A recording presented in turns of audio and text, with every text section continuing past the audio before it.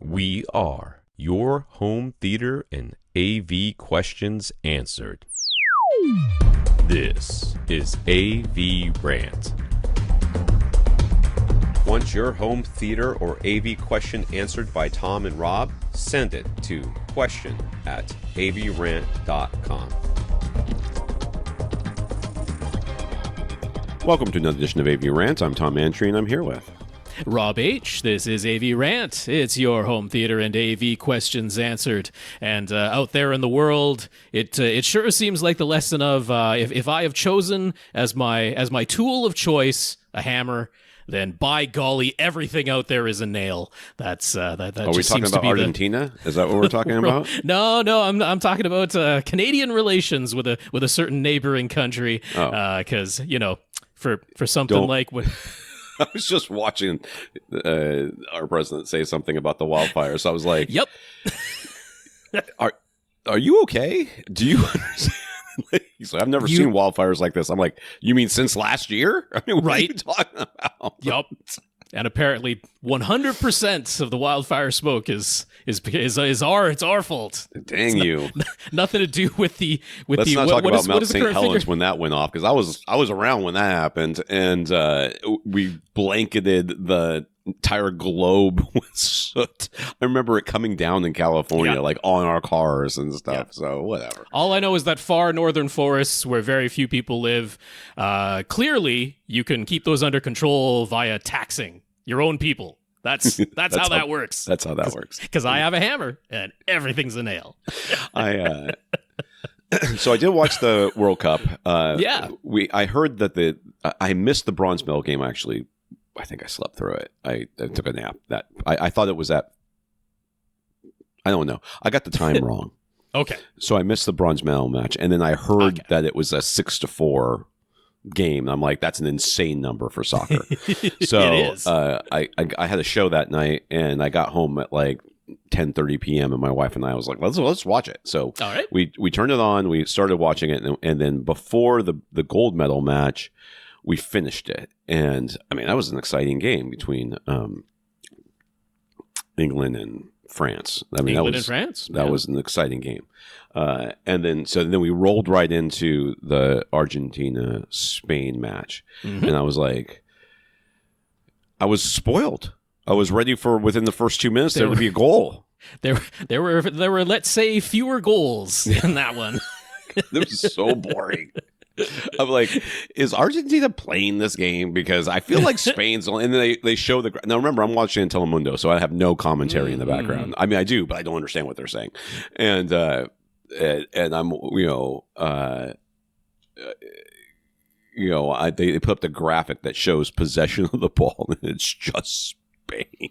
Right. Like, yeah. It's just like little blips when Argentina touched the ball one time, and then it goes right back to Spain. Oh my God, what a game! What a game! And then, literally, like if you were saying to yourself, "I really want Americans to like," yes, to like soccer. That was not the way to do it. I'm going to be honest with you. I mean, did not convince a lot of us. You had plenty of time to get extra drinks. There was no shortage of opportunity. And then the fight at the end, and then then everything else that happened. I'm like, this is strange online celebrations of the one horribly problematic fan base being defeated by the problematic fan base, but not quite as horribly so. So apparently that's a victory in today's world. I don't know what's going on here. It's just crazy.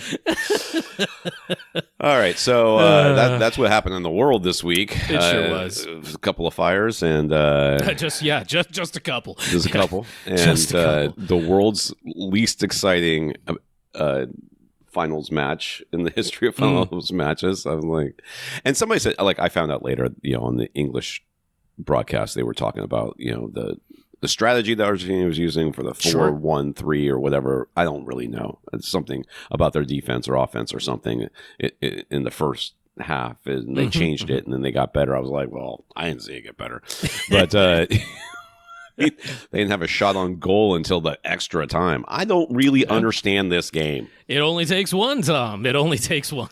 Yeah, I mean, I'll tell you what, who earned his money that day was the goalie on the Argentinian side. That's all I gotta say is that man earned his money that day. It could have been quite a different score in many opportunities. So yeah, this week is the ending of one show of mine and the beginning of another show of mine at these are the improv theater. shows you're talking about.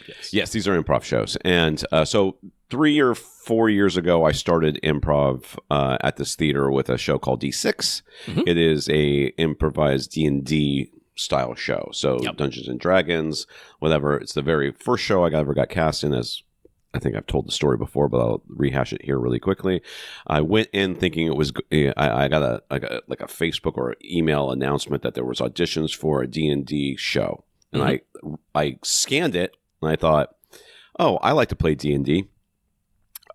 Maybe it's got to be one of those YouTube things, right? Where everybody plays D&D and sometimes they dress up and stuff like that. So I went in to audition for this. I had character sheets with me and dice in my pocket and, was wearing a D&D shirt. I was ready to go.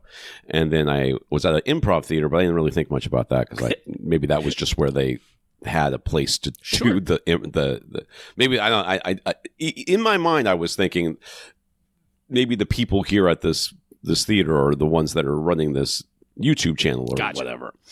And then it quickly became apparent that I was auditioning for an improv show. And I was like, I'm doing improv. And I hadn't done improv since high school.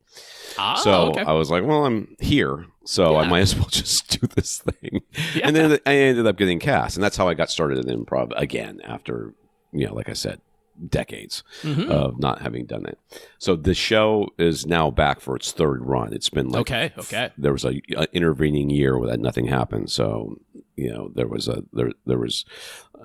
the first season, the second season, blank, and then this season. So this is the third run. I got cast again, and it was the show is so popular that he said he was never coming back again after the second one, and the director, and then he ended up bringing it back because people kept asking about it. Popular demand, which made not it bad at all. Extremely competitive to be cast in it. It's a very small cast. Oh, okay. There's 50 or so regular improv people at the theater, probably half of which are good enough to be in the show, and there's only 10 slots, and two of them were the directors, so there's only 8 people getting cast. 2 of them were the 2 directors, the co-directors. Yeah, so there's only 8 slots, so it was extremely competitive. I was surprised I got cast again, to be honest with you, but I did. And so that show we had our soft open this last week, and yesterday actually, and this Saturday is the very first showing of that. So if you're in the St. Petersburg area on Saturday night at 9 p.m. for the next 6 weeks, I will be in 4 of those shows. So, well, congratulations, good for you. Text me and you will find out, or email me at tom@avrant.com, and I will tell you what nights I will be there if you want to see it. Generally speaking, it's a very good show. Sounds one like of the best we've ever done. So very good. I'm very excited about it. Nice. So that's what's going on with me. Oh, my son had a birthday, but he's kind of a jerk. So is this a different? Because wasn't there a birthday last week? Is that the same one we're talking about? There's a birthday. It's actually his birthday is on Thursday. So when this podcast comes out, yes, I have 2 sons that are born in July. One in July 11th, and one is born in July 23rd. So yes, different then. Different sons. Yes. Yes. All right. Well, over in AVRant news, last week we had 2 episodes that posted. Yes. One of them was a special, which was an interview with Michael Kobb from Kaleidescape. Yes. And so, I was joined by Joe Klusnick. It went very well, and we were really, really pleased with that. Went very smoothly. I was invited to be part of that podcast. I mean, they Rob kind of coordinated it with. Joe really took the lead on that. So thanks to Joe for that, because took some of the effort off of my side of things, which was nice as far as the scheduling goes. Yeah. So that worked. It was out just very nicely. 5:30 p.m. Exactly. and that is my crankiest time of day. And also, there was going to be already 4 people on this podcast, and I'm like, I don't know that I'm adding that much. We were dealing with various time zones and availability being limited. Michael and Josh remained behind the scenes as far as the actual microphone and video podcast side of things, but Josh was coordinating behind the scenes there on Kaleidescape's side. So thanks to Josh as well. And across time zones and availability, and they were very generous with their time. And in traditional AVRant style, we went a little bit over time because we can never stick to schedules. But yes, we don't let Rob, because I get out in an hour. Believe me. That's right. I am all about time. So for the D6 show, when I'm the DM, which happens only once in the 6 weeks, we will end on time. Right. I assure you of that. But we got pretty nitty gritty. We got into some technical deep dive details that you won't necessarily see in every other interview with Kaleidescape out there. They're certainly making the rounds right now because they are promoting their brand new Strato K player, and so it's kind of a media tour, all hands on deck for Kaleidescape. Get the word out there, and we were a small part of that. But we like to do our own take on things and get into some of the real details. So some of the questions I saw that were on that thing were pretty like tech heavy, specific. That's right. About the 444 and the 420. Well, yeah. I mean, if you're going to promote a new format as 4K cinematic, and I mean, it's not like they're hiding that the feature of that is that it does 444 chroma. So, we know a thing or two about 444, but not everything. So we're going to dig into absolutely everything we could think of to ask about that and how it could potentially interact with your system in ways that you might not necessarily expect or know about beforehand, and you're going to want to be aware of that. So that's a consideration on Kaleidescape's side of things as well, and we talked all about it. Yeah, really pleased with the outcome of that. So even if you're not necessarily in the market for a Strato K in particular, or even a Kaleidescape player in general, I think it's just a fun listen. Michael is very much a home theater enthusiast of his own. He's got a large build thread on AVS forum that, yes, as Joe likes to point out, scope creep. You talk about, I'm going to build myself a dedicated home theater in my house, and it turned into digging up the foundation of the house. Jeez. So yeah, it was a big project and a very impressive home theater that Michael put together there, and we spent shockingly little time on that because we knew we had a lot of questions that we wanted to get to. So yes, we did spend a little time with that. So my wife and I were talking about this interview, and because I told her that I might do it, and it was 5:30 in the afternoon, and she was like, ugh. And I was like, yeah, I know. And she's like, well, what is it? Sure. So I explained to her what Kaleidescape was. And at the end of it, she was like, I don't get it. Okay. And I'm like, exactly. Oh. Exactly. That is the hardest thing for any company. Kaleidescape, not specifically, but many companies out there to be like, I don't get it. Like, why would I need this thing? And I think receivers also fall into this camp where people are or Atmos speakers or surround speakers or anything that's not a sound bar. Like, people kind of get sound bars. Yep, they sure do. But when you even if you're like, instead of a sound bar, we're going to have two speakers that are self-powered that are on either side, and they're like, I don't get it. Why would we need two when we could just have one little one underneath? That would be the same thing. Going from like, I have noticed, not prompted by anything external at all, that speakers in my TV suck. And here's a bar that sounds better. Okay, that's a pretty easy sell. That's an easy sell, exactly. But going from that to two speakers, then going from that to a receiver and two speakers, or with a subwoofer. And I mean, the subwoofer. Don't even get me started on the subwoofer. You mean sounds I can't hear? Why would I need to have a speaker for that? Well, you can feel them. Why would I want to feel the sounds? That doesn't make any sense. The whole home theater hobby has a I don't get it problem. Sometimes, I mean, in a way, I feel like the Strato K kind of makes the marketing easier. Yeah. Because I mean, first of all, you can just say 8K, but like how compelling that honestly is. That's not really that compelling. During the interview, we spent a little bit more time at Michael's request talking about 8K than I fully expected to, and he brought some really good points. So I was really glad that he brought all of that up. But I mean, I think just being able to say, hey, look, the studios make a movie. And what you get at home is a degraded version of that. Like, whether you want to say subjectively it's really noticeable, but I mean, objectively, what you're getting at home is not exactly the same as what the studio made. There have been losses in there on an objective level, and just being able to say, look, this is as close to the original studio version as we have ever been able to get at home as far as regular consumers goes. Like, that's the simple way to sell it. You're just like, it's as close to the original as you have ever been able to get. There, done. Yeah. It's not as compelling as I think we all think it is. It's a certain crowd that's going to go for a $5,000 movie player. Yes. For those people, it is a compelling argument.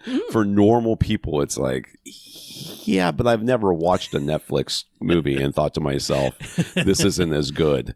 I'm like, yeah, you're watching on your TV speakers or your soundbar, so of course you don't think that. But you can recognize the difference when you hear it and see it in other formats. But it's definitely a certain crowd that is specifically for the flagship Strato K player. For sure. That's why they got other players that cost significantly less. If you're just like, maybe I don't need all of those things. So check that interview out for sure. Yeah, I wanted to give a shout out to Josh as well, because he let me know. He's like, he is a regular listener of our podcast of AVRant. So he was kind of like, hey, cool to meet you, someone I've been listening to for a long time, and I had no idea that Josh was a regular listener, so that was very nice, and he was very complimentary, so it was good vibes all around, and I was very pleased with that. Trying to remember back on any of the negative things I've said about Kaleidescape over the years. No. He's like, yeah, you guys actually understand what's going on, so that was very nice of him to say. I mean, we get it. It's just a hard, like I said, it's just a hard sell, I think. I think it will, and that's not just a Kaleidescape issue. That's most of this stuff. How many times have we? We had to Ultra HD Blu-ray, man. We talked about that last week. It's like DVDs have consistently outsold the objectively superior formats, but it's a tough sell to go for there. So it's in a similar boat. I mean, DVDs outsell it. So exactly. let's not get around that. All right. So anything else going on we want to talk about? You want to talk about? I don't think so. We got plenty to get to, and I watched a couple of movies I want to spend some time on. So all right. Let's crack on. So I think last week I'd finished up Daredevil season 1, and I said I was going to go back and figure out what I needed to watch. And as I went through it, I realized I hadn't watched What If season 3. Okay, I haven't seen that yet either. I really liked What If season 1. So this is the animated show. Marvel characters, like what if this happened instead of this, or what if this person was Captain America instead? It's certainly a multiversal thing. Different universe situations are different. I really liked the first one. We had Infinity Ultron, who kind of was the end of that whole thing. And the second season, I felt less compelled by. I couldn't. Second season, was that all the Doctor Strange and largely Peggy Carter as Captain Britain? Was that? This is the problem. The thrust of it. I'm trying to remember exactly. I know I saw season 2. I know I've seen it too, and I cannot. All I remember is. Excuse me. All I remember is getting to the end of it and going, that wasn't as good as season 1. And then I don't remember much of anything. There was the zombies were in there, I think, maybe. I don't really remember. I just didn't like it as much. Now, this one I felt like was a better than season 2. Okay. Not as good as season 1. All right. The ending was on par with the season 1 ending. Okay. Which for me is fine, but the what if sections of the earlier episodes, like what if this happened instead of this, I was like, these are not as compelling to me. Okay. One of them was like what if the convergence happened? That convergence wasn't stopped and the Earth was destroyed or whatever. I see. Okay. From the Eternals, is that what we're talking about? Yes. Okay, If Tiamat came out and the Earth was destroyed, but somehow people are still living on the fragments. Somehow, I don't really quite understand how all this. They didn't really explain any of that, but. Whatever. That's a whole scenario where I'm like, how much of the audience cares about that premise? And they were grabbing characters I haven't really thought about in a long time, and making them like the focal point of this. And that's all fine, but it wasn't quite like the first season where we saw characters that you cared about being swapped with other characters that you cared about. Instead, we saw characters that you kind of remember. Yes, vaguely remember. In new situations. And, probably my favorite one was it was like it was set in the Wild West, and it was what's his name, Shang-Li or Shang-Chi or whatever, Shang-Chi, and the new Hawkeye woman. What's her name? Kate Bishop. Kate Bishop. That was probably my favorite one, but it was just what if this was set in the Old West instead of now? Sure. And he doesn't have rings, by the way. I don't understand without that. He's just in the comics either. So he's just a dude. I mean, but he didn't even have his other rings, the bracelet things. He didn't have anything. He was just a dude on a horse, and then she was a sharpshooter. Which but it just didn't feel as interesting and as compelling. It was certainly. I mean, they're all short, and I think I knocked it out in 2 days. Okay, two sittings. So, but the ending was a little bit better. But it was almost like the rest of it didn't matter. I mean, the first season of What If mattered so much that we saw more than expected. Honestly, we started seeing them in the movies. You know what I mean? So. I just don't feel like they're taking enough chances, or they're doing as much as they could be doing with this. So, anyways, I watched it. It was a thing, and I'm now on to Wonder Man, which I'll probably have a review of in a week or two. Yeah, so it definitely seems like the entire MCU is just like, yep, let's just get through Doomsday and Secret Wars. We're gonna reboot. We're gonna reset, and we'll go from there, because everything since Endgame has been a little bit of a sloppiness. Well, yeah, and I'll be honest with you. I really feel like they should have. First of all, Thunderbolts was amazing, and I loved it. Second, I really wish they had committed to like Young Avengers. Yes, exactly. All of people, whom are definitely adults by now. They just far too late to be Young Avengers. But you know what? Johnny Depp was in 21 Jump Street. So what do you want to do? You know what I mean? I mean, we had some old people in that too. We can suspend disbelief. Miss Marvel. Kate Bishop. Whatever her name is, the new Black Widow. Yep. These were all. I think there's somebody else out there they could have done. Right? Ant-Man's daughter. Yep. Ant-Man's daughter. That's right. Could have had. I think this really that really could have been something, and I think everybody did a really good job on all those characters. Are characters that I found compelling, and I would love to see more. They hinted that they were going to bring them together. At one point, and then they were like, nobody likes ran out of steam. The internet people hate women, and therefore we can't do women shows. I'm like, okay, whatever. I also want to see more Moon Knight.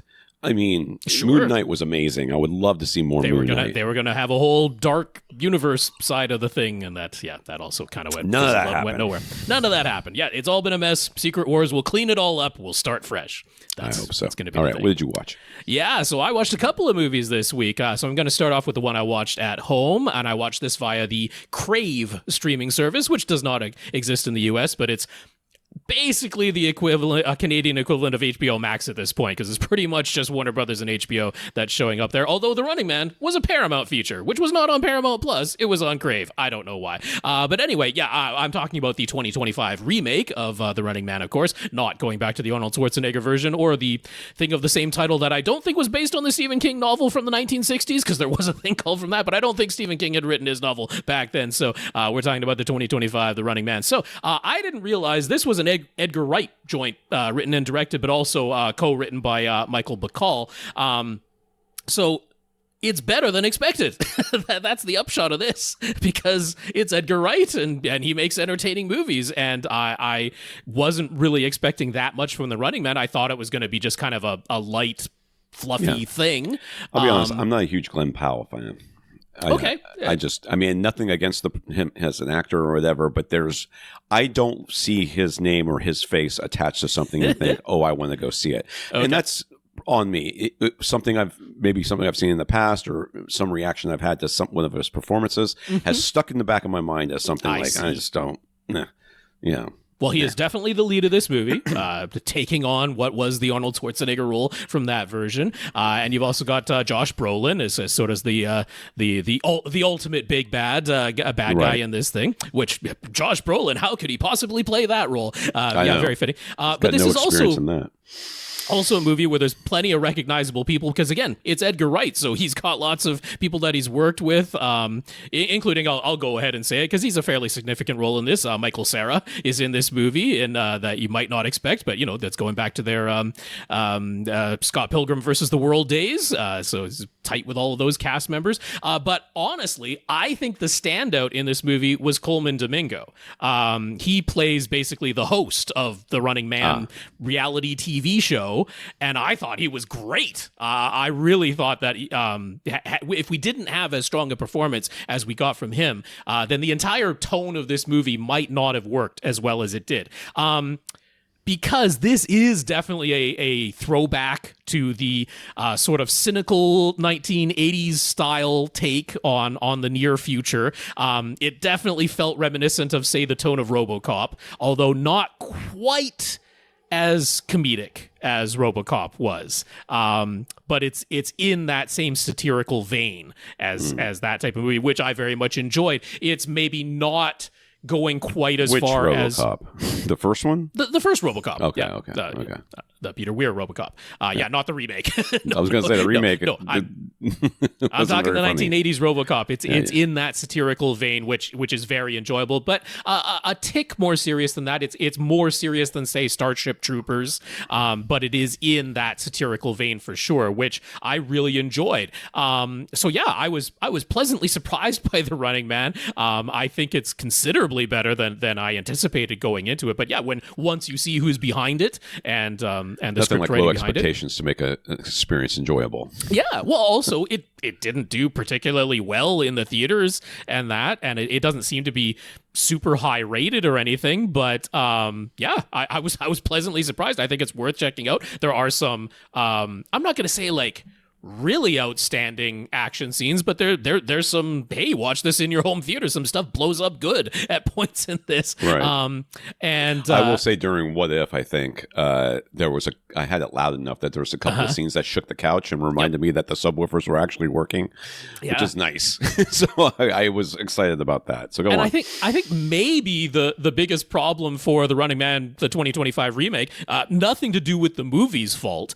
I just feel like so I was too young to watch RoboCop when it came out originally, but I saw it at home. I just mean like I was around, but I was a kid, so it wasn't appropriate for a kid my age I didn't to see be watching it when it came out. I did see it at home though, yeah. Right, yeah. So I watched it at home when I was a little bit older on VHS, and that's how that went. But for me, watching it at that time, it felt a bit more removed from reality. Like it was the whole, we can see how in the 1980s, the corporatization of certainly North America, how it's like taking that to the sense of, okay, corporations run the police and, districts are decided by the corporations, not by governments anymore. And it was like, all of that is kind of understandable, but it felt a little bit further removed from present day reality. It was kind of like, okay, we have to extrapolate to a future where it could be, Detroit is the way that it is depicted in RoboCop as opposed to real life. And it felt a little bit farther away. The Running Man, unfortunately, feels like, oh, that's just around the corner, which wasn't necessarily the case at the time that the Arnold Schwarzenegger version came out or at the time that Stephen King wrote the novel. And this is definitely a modern day adaptation of the original Stephen King novel. It is certainly nowhere close to a one-for-one adaptation at all. But yeah, unfortunately, it's just like, oh, we're maybe too close to this being exactly the way things could be. So the satire, it doesn't get to be as comedic as I think it wants to be because it's just uncomfortably close. Feels like a warning, unless satire. Yeah.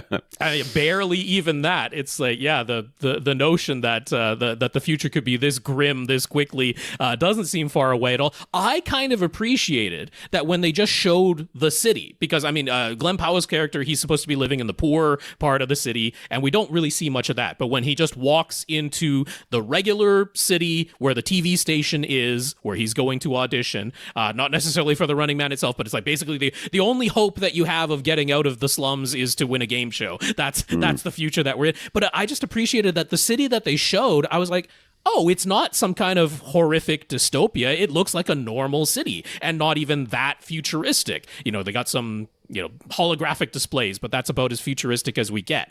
And I was like, oh, so again, uncomfortably close, because that is reality. You go to a dystopia and it doesn't look like a 1980s dystopia necessarily. People are getting along just fine. It's just that, yeah, it's really not a pleasant way to live anymore, and hope is fleeting, and it felt uncomfortably close. So it has that going against it, but that's not the movie's fault. And like I say, I think it was better than I expected it to be, but that made sense once I found out who was behind it, and I give it a thumbs up. I think The Running Man is worth a watch, and better than what the reviews and the scores might indicate on that side.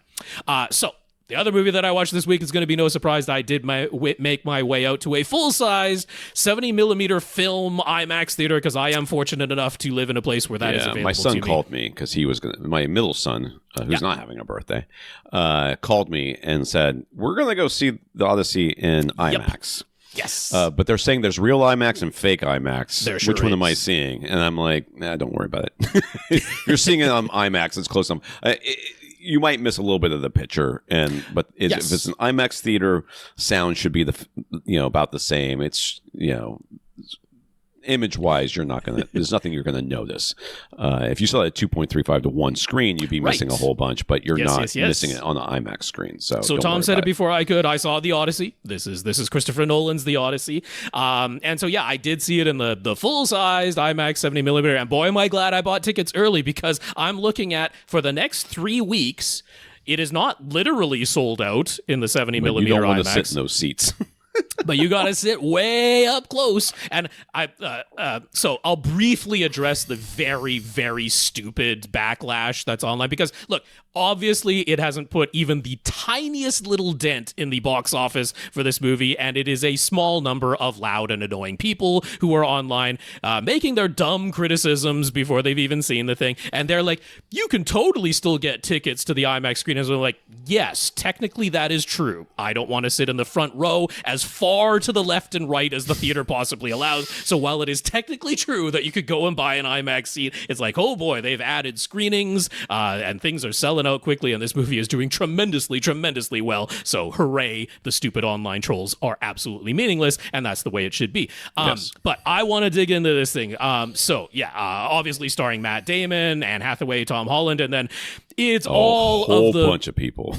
It's all the Christopher Nolan players, and a little bit of the criticism that I can have of this movie is just every person who shows up is like, oh, them, and it does, unfortunately, because they're so recognizable actors, it's kind of like, okay, are they really these Greek mythological characters, or is that just Charlize Theron? Because it's like, okay, it's the Christopher Nolan players for sure. And look, there's some of what is definitely potentially very genuine criticism of none of the speaking role characters in here. Maybe some of the background people are, and I have no idea, but none of the speaking role characters in this movie are Greek. Not one. Not a single person is Greek in this movie, or even Mediterranean for that matter, because it's not as though the Odyssey is strictly within Greece itself or ancient Greece itself. It's the Odyssey. He goes all over the place, places he doesn't even know where he is, but it's all within the Mediterranean, and none of the speaking roles in this movie went to any Mediterranean actors. But I saw one take on it that I thought was really quite good, which is like, maybe this is an all or nothing.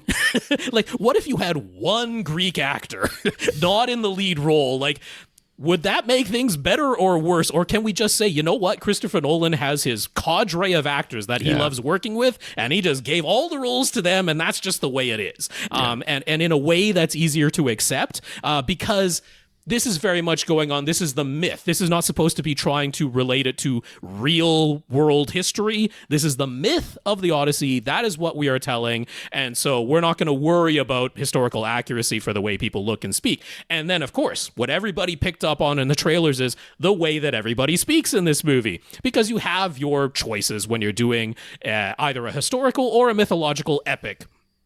Are you going to have everybody actually speak in ancient Greek and we're going to subtitle it? Well, definitely not. In this case, that's not the choice that was made. Are we going to have everybody... as well in the Christopher Nolan movie, to be honest with you. Are we going to have everybody speak in a fake Greek accent? That's an option. We're not going to do that. Is there the classic, well, everybody's going to speak in an accent, but it's going to be a British accent because that's just what we're used to with historical epics. And we didn't do that. He made the choice of everybody just speaks the way they speak. So you're going to have people with New York accents, you're going to have people with Boston accents, you're going to have people with British accents, you're going to have people with accents from all over the world because I'm just going to tell my actors, speak however you speak. That's what we're going to do here. And because of what Christopher Nolan, in my opinion, was attempting to do with this movie, it totally works. And the dialogue choices of having people speak basically modern day English. That works because what he's trying to do is make this very relatable. Not have any separation between our time and the distant past. Make this just feel like these are normal, everyday people that are going through these mythological events, and so they're going to speak like normal people today without any accents. I mean, they're going to have accents, but that's just because the actors have those accents, and it's just going to be a hodgepodge and a mix, and we're not going to worry about it because I just want this to feel like it's just taking place today, and we're going to relate to it that way. I will. I have not seen the movie. Okay. Let's just start there. This reminds me of the Hunt for Red October. This conversation you're having right now, the Hunt for Red October, where we start the movie and there's Russian. There's Russian they're being speaking spoken, Russian and there's subtitles. Yes, and there's subtitles, and they zoom in on somebody's lips or something like that, or face, and then it switches to English and they cut and they zoom back out all right, everything's being translated now. Yeah. And therefore it doesn't matter what they're saying. And it, Sean Connery speaking in his accent and everybody else speaking in their accents doesn't make any difference now because we know in our mind that everything's being translated. So why, they don't have to speak anything in any specific accent, which I like that. I agree. I like that. Yeah, and so when I'm referring to the character names, I'm going to use the heavily modern-day anglicized versions of the names because that's what they said in this movie. Okay. They didn't try to make it proper Greek pronunciation. They definitely didn't try to make it ancient Greek pronunciation. It's just the modern-day anglicized versions of the names and places. And again, I'm like, that is a deliberate choice. That's not some kind of oversight here. Christopher Nolan very clearly has read and knows the actual Homer, the Odyssey well. That this is not a case of someone who didn't understand the source material and made all kinds of weird choices for that. These are deliberate choices, and I got into it and over it easily and quickly. I had no problems getting immersed into this movie. Just being like, it's just modern day language because we're watching relatable people. That is the point of doing it that way. And I had no problem. It was easy to get into, and I didn't have any issues with Tom Holland referring to Odysseus as dad instead of father in a British accent and trying to make it sound all elevated or anything. It's like, at the time, he might have referred to him as dad. That totally makes sense. Yeah. So I have no issues with that type of thing. So, honestly, the most surprising casting and performance in this whole thing was John Leguizamo.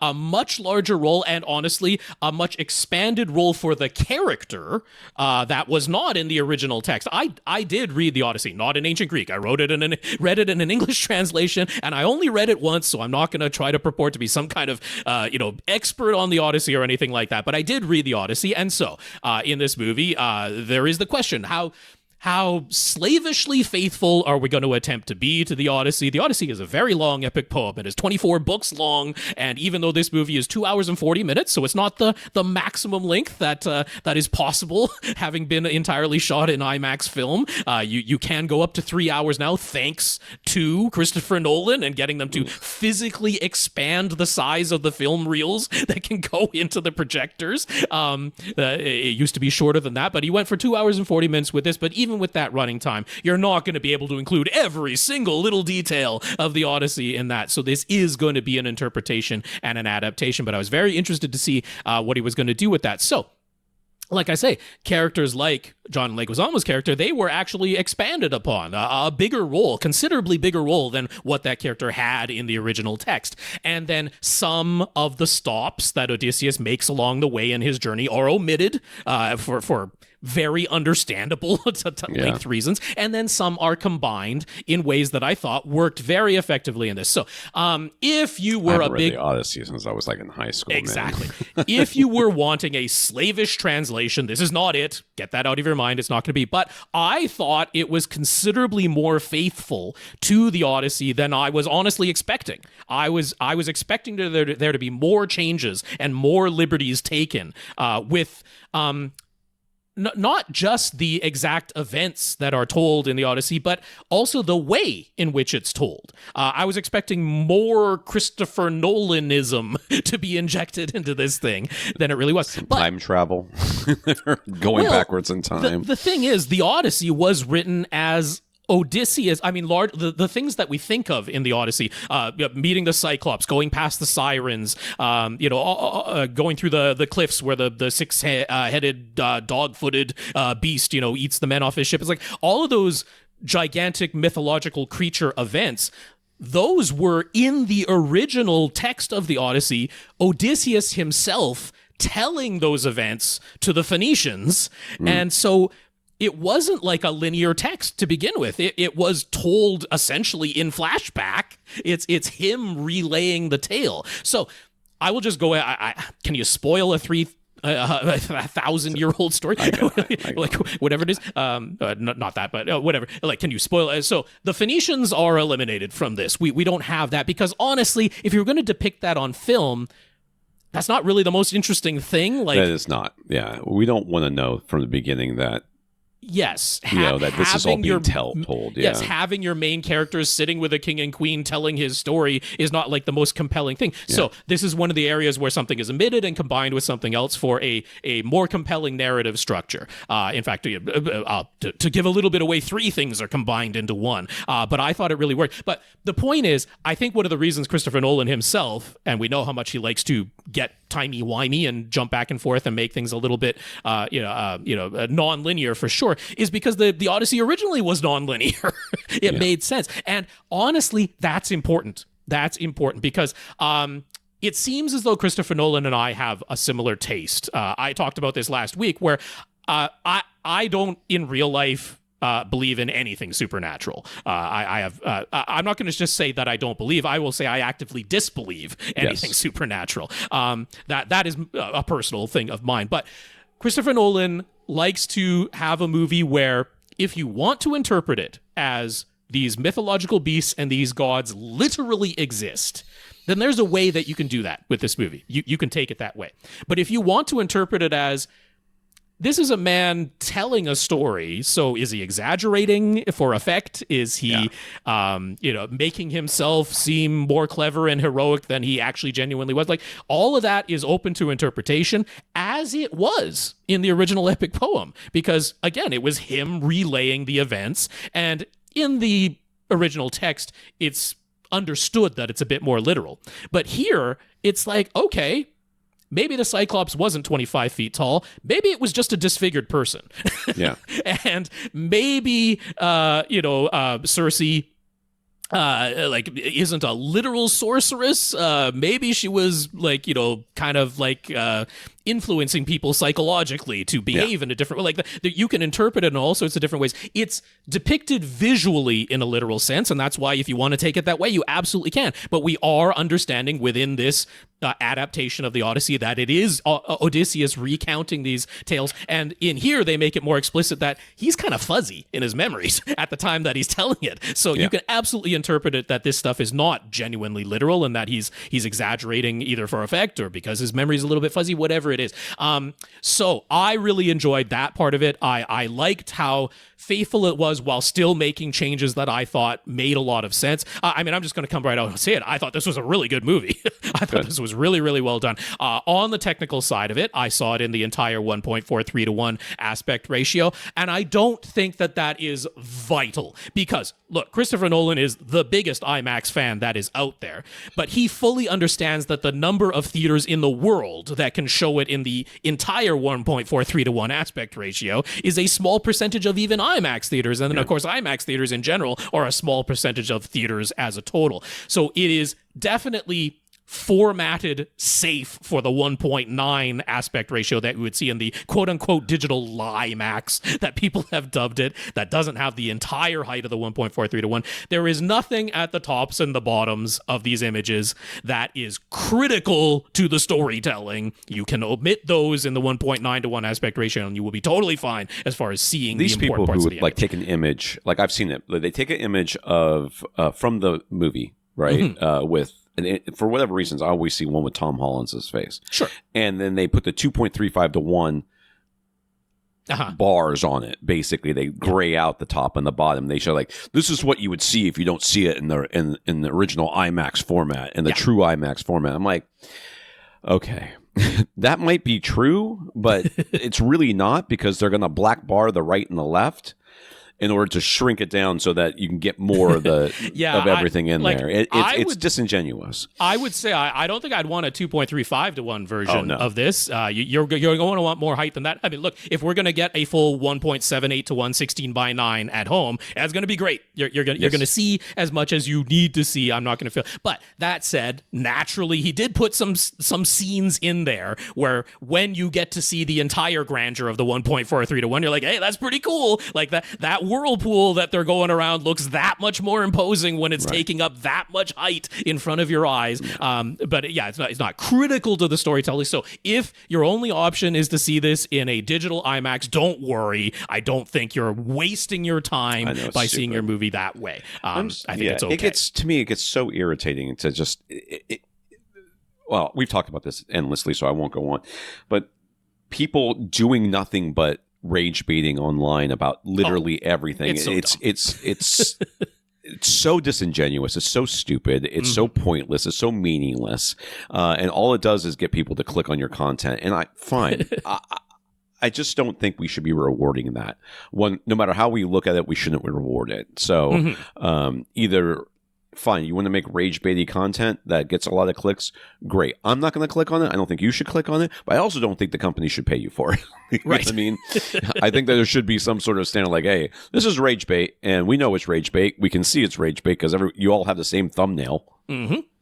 So, we're demonetizing this one, and that's what I think. But I did want to say a little bit more about this because, my major criticism of this, like I say, Let me stop you for just a second, Rob, before you go on with this. You say you're going to say a little bit more of this. Is it a little bit more long enough for me to go get another cup of coffee? Because I feel like... Yes. Okay, go on. Unless you want to hear what I have to say. So, yeah, my genuine criticism of this movie is that... Odysseus in the original text of the Odyssey, you're reading that along, and it's like by modern day standards, you're like, he's not so great. he does a lot of things that are pretty distasteful, certainly by modern day standards, and even at the time, and because that's part of it, there actually is character growth for Odysseus in the original text. But this interpretation of it certainly whitewashes almost everything. Odysseus from the very beginning is a much more honorable man than he ever was in the original text, and remains that way throughout, and yes, makes a few little errors of judgment and slip-ups here and there, but it's all for a good reason. Although, again, we're hearing it essentially, not literally, it's not like he's narrating all of this stuff throughout the movie, but we are to understand that we're getting his recounting of the event, so it would make sense that maybe he makes himself seem a little bit more heroic than perhaps he really was, but the events are also depicted on screen the way that he's telling them, so everything that we're being shown in in this movie.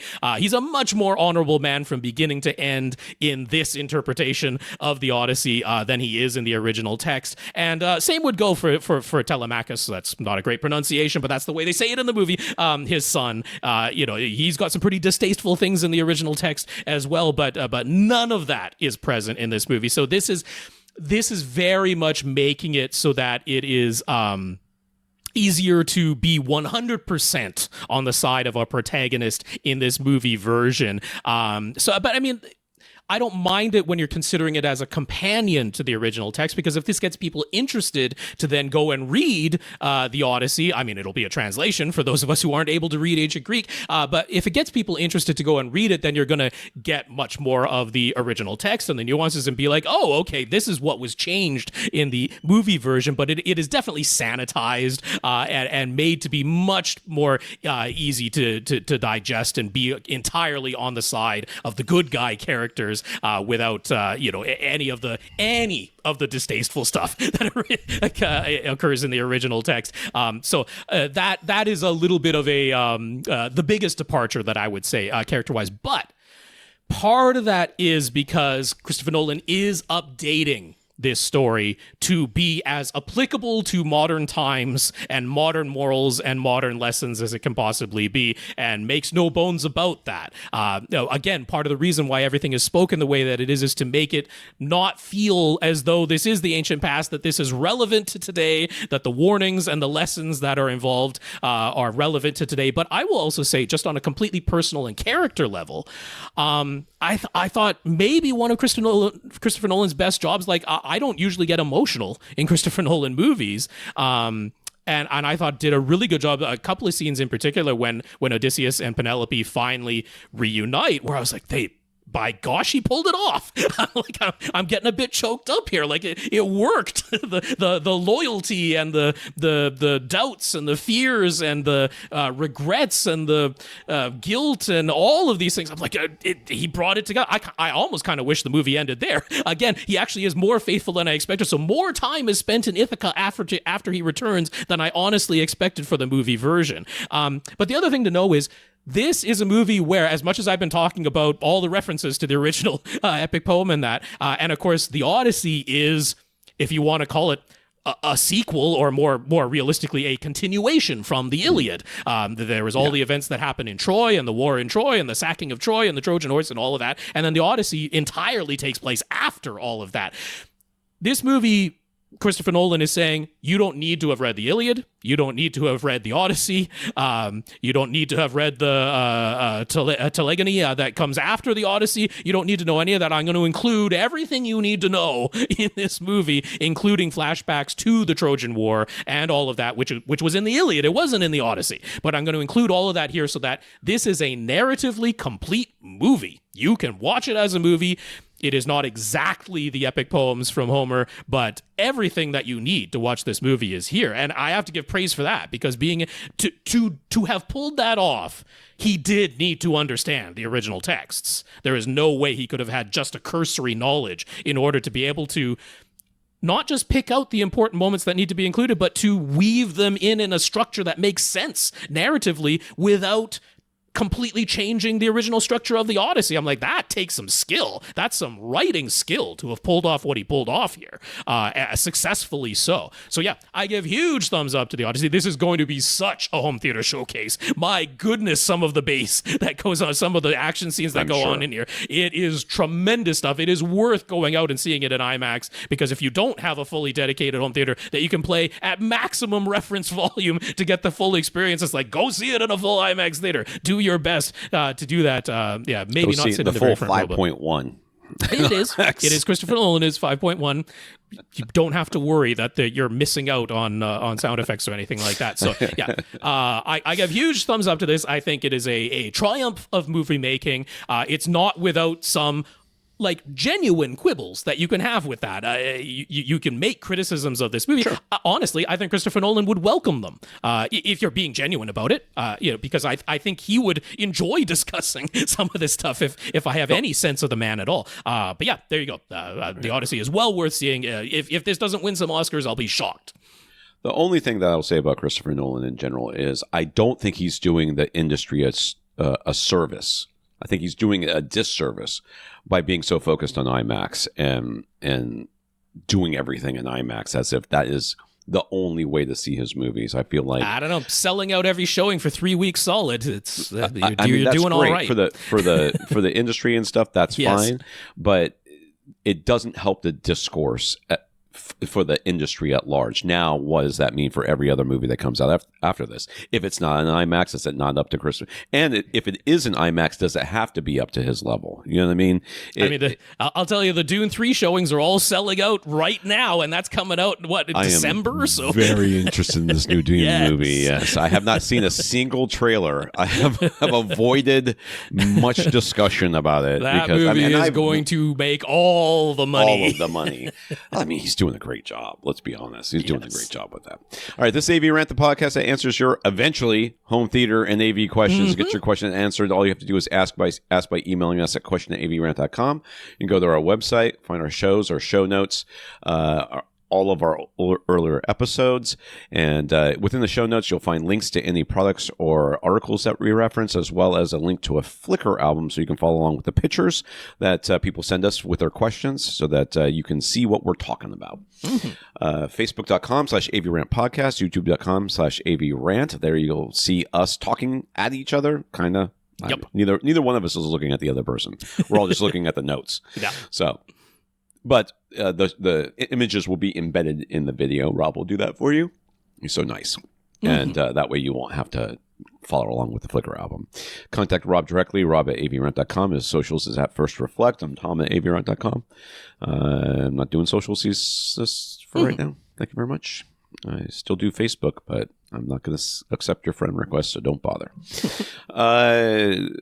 Listeners of the week. To become a listener of the week, you can support the podcast in some way. One of the ways you do that is going to avrant.com, click on the Buy Us a Cup of Coffee link, and send us a PayPal donation. This week, we had Stephen and Dan do that. Thank you very much, Stephen, and thank you very much, Dan. Yes, thank you, Stephen. Thank you, Dan, for those PayPal donations. Really appreciate that financial support.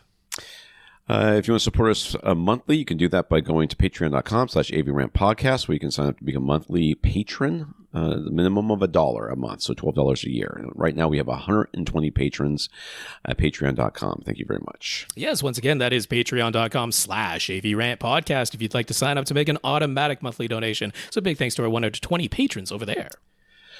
If you can't support us financially, we understand. Support us in some way and let us know what you did so we can mention you. And Ilango did that this week by ordering a third VTF TN1 subwoofer from HSU Research with intentions to buy a fourth in the not-too-distant future. He let them know that TN1 was an AVRant recommendation. So thank you, Ilango. Thank you for the shout-out, Ilango.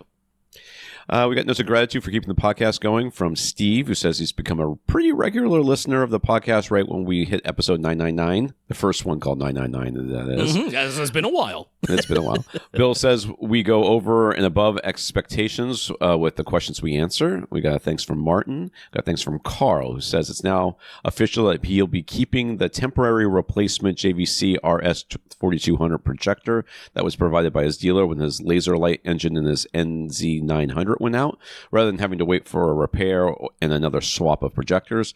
Also, we really enjoyed our interview with Michael Kobb from Kaleidescape. So that's gratitude from Steve, Bill, Martin, and Karl. Thank you very much for thanking us. For sure. I'll say the names one more time. We got Steve, Bill, Martin, and Karl. Thanks for those notes of gratitude and encouragement. We really appreciate them. And a big, big thank you to everybody who continues to listen and send in your questions. So in the news, Value Electronics in New York once again held their annual TV shootout. And there's a link in the show notes to this if you want to read read it yourself or see it. I don't know what it's to crown the King of TVs. This was their 25th year of doing the TV shootout, and things were done a little bit differently this year. Some of it planned, some of it unplanned. They do seek participation from the TV manufacturers, and this year only 3 brands wanted to take part. It was Sony, Samsung, and LG. Mm-hmm. Panasonic didn't have any new models to enter into the shootout, and TCL and Hisense were invited but declined. Last year, they didn't even bother with any LCD models of any kind. It was an all OLED event. But this year, with all the hype around micro RGB, backlit LCD TV, they decided to include samples of those along with the top OLED models. The whole thing about LCD TVs is the more things you put in front of LCD, the better it is. That's what they believe, and people also believe it. All right, but there were two completely separate groups of judges. One group only looked at OLEDs. The other only looked at RGB backlit LCD TVs. So the scores cannot be directly compared because they're only comparing to the other TVs. That's right. After the judging was done, everyone did have a chance to casually view all of the TVs. The consensus was that the best of the RGB backlit LCD TVs still couldn't beat any of the OLEDs. That's right. So the OLED still reigns supreme overall. In the RGB backlit LCD TV category, they had the LG mRGB 95B. I don't know if I hate that or not. We'll see. Which came in dead last. The Samsung R95H and the Sony Bravia 9II or 2 are all in the 75-inch screen size. Yes. 9.2. Yeah.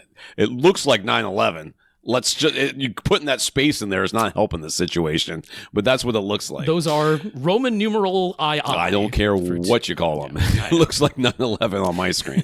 So, to nobody's surprise, Sony's true RGB flagship won out of that group. But as mentioned, TCL and Hisense declined their invitation to participate, so who knows how they may have stacked up. It was noted that out of all of the screen finish options, Sony's quote, black screen immersive pro, end quote, did the very best job of eliminating glare and greatly reducing reflections, but without the black level rising or turning a shade of purple under bright lights. That's where one of the unplanned changes happened. The intention was to score all of the displays under both dark room and bright room conditions, as well as fully calibrated versus best available out-of-the-box preset.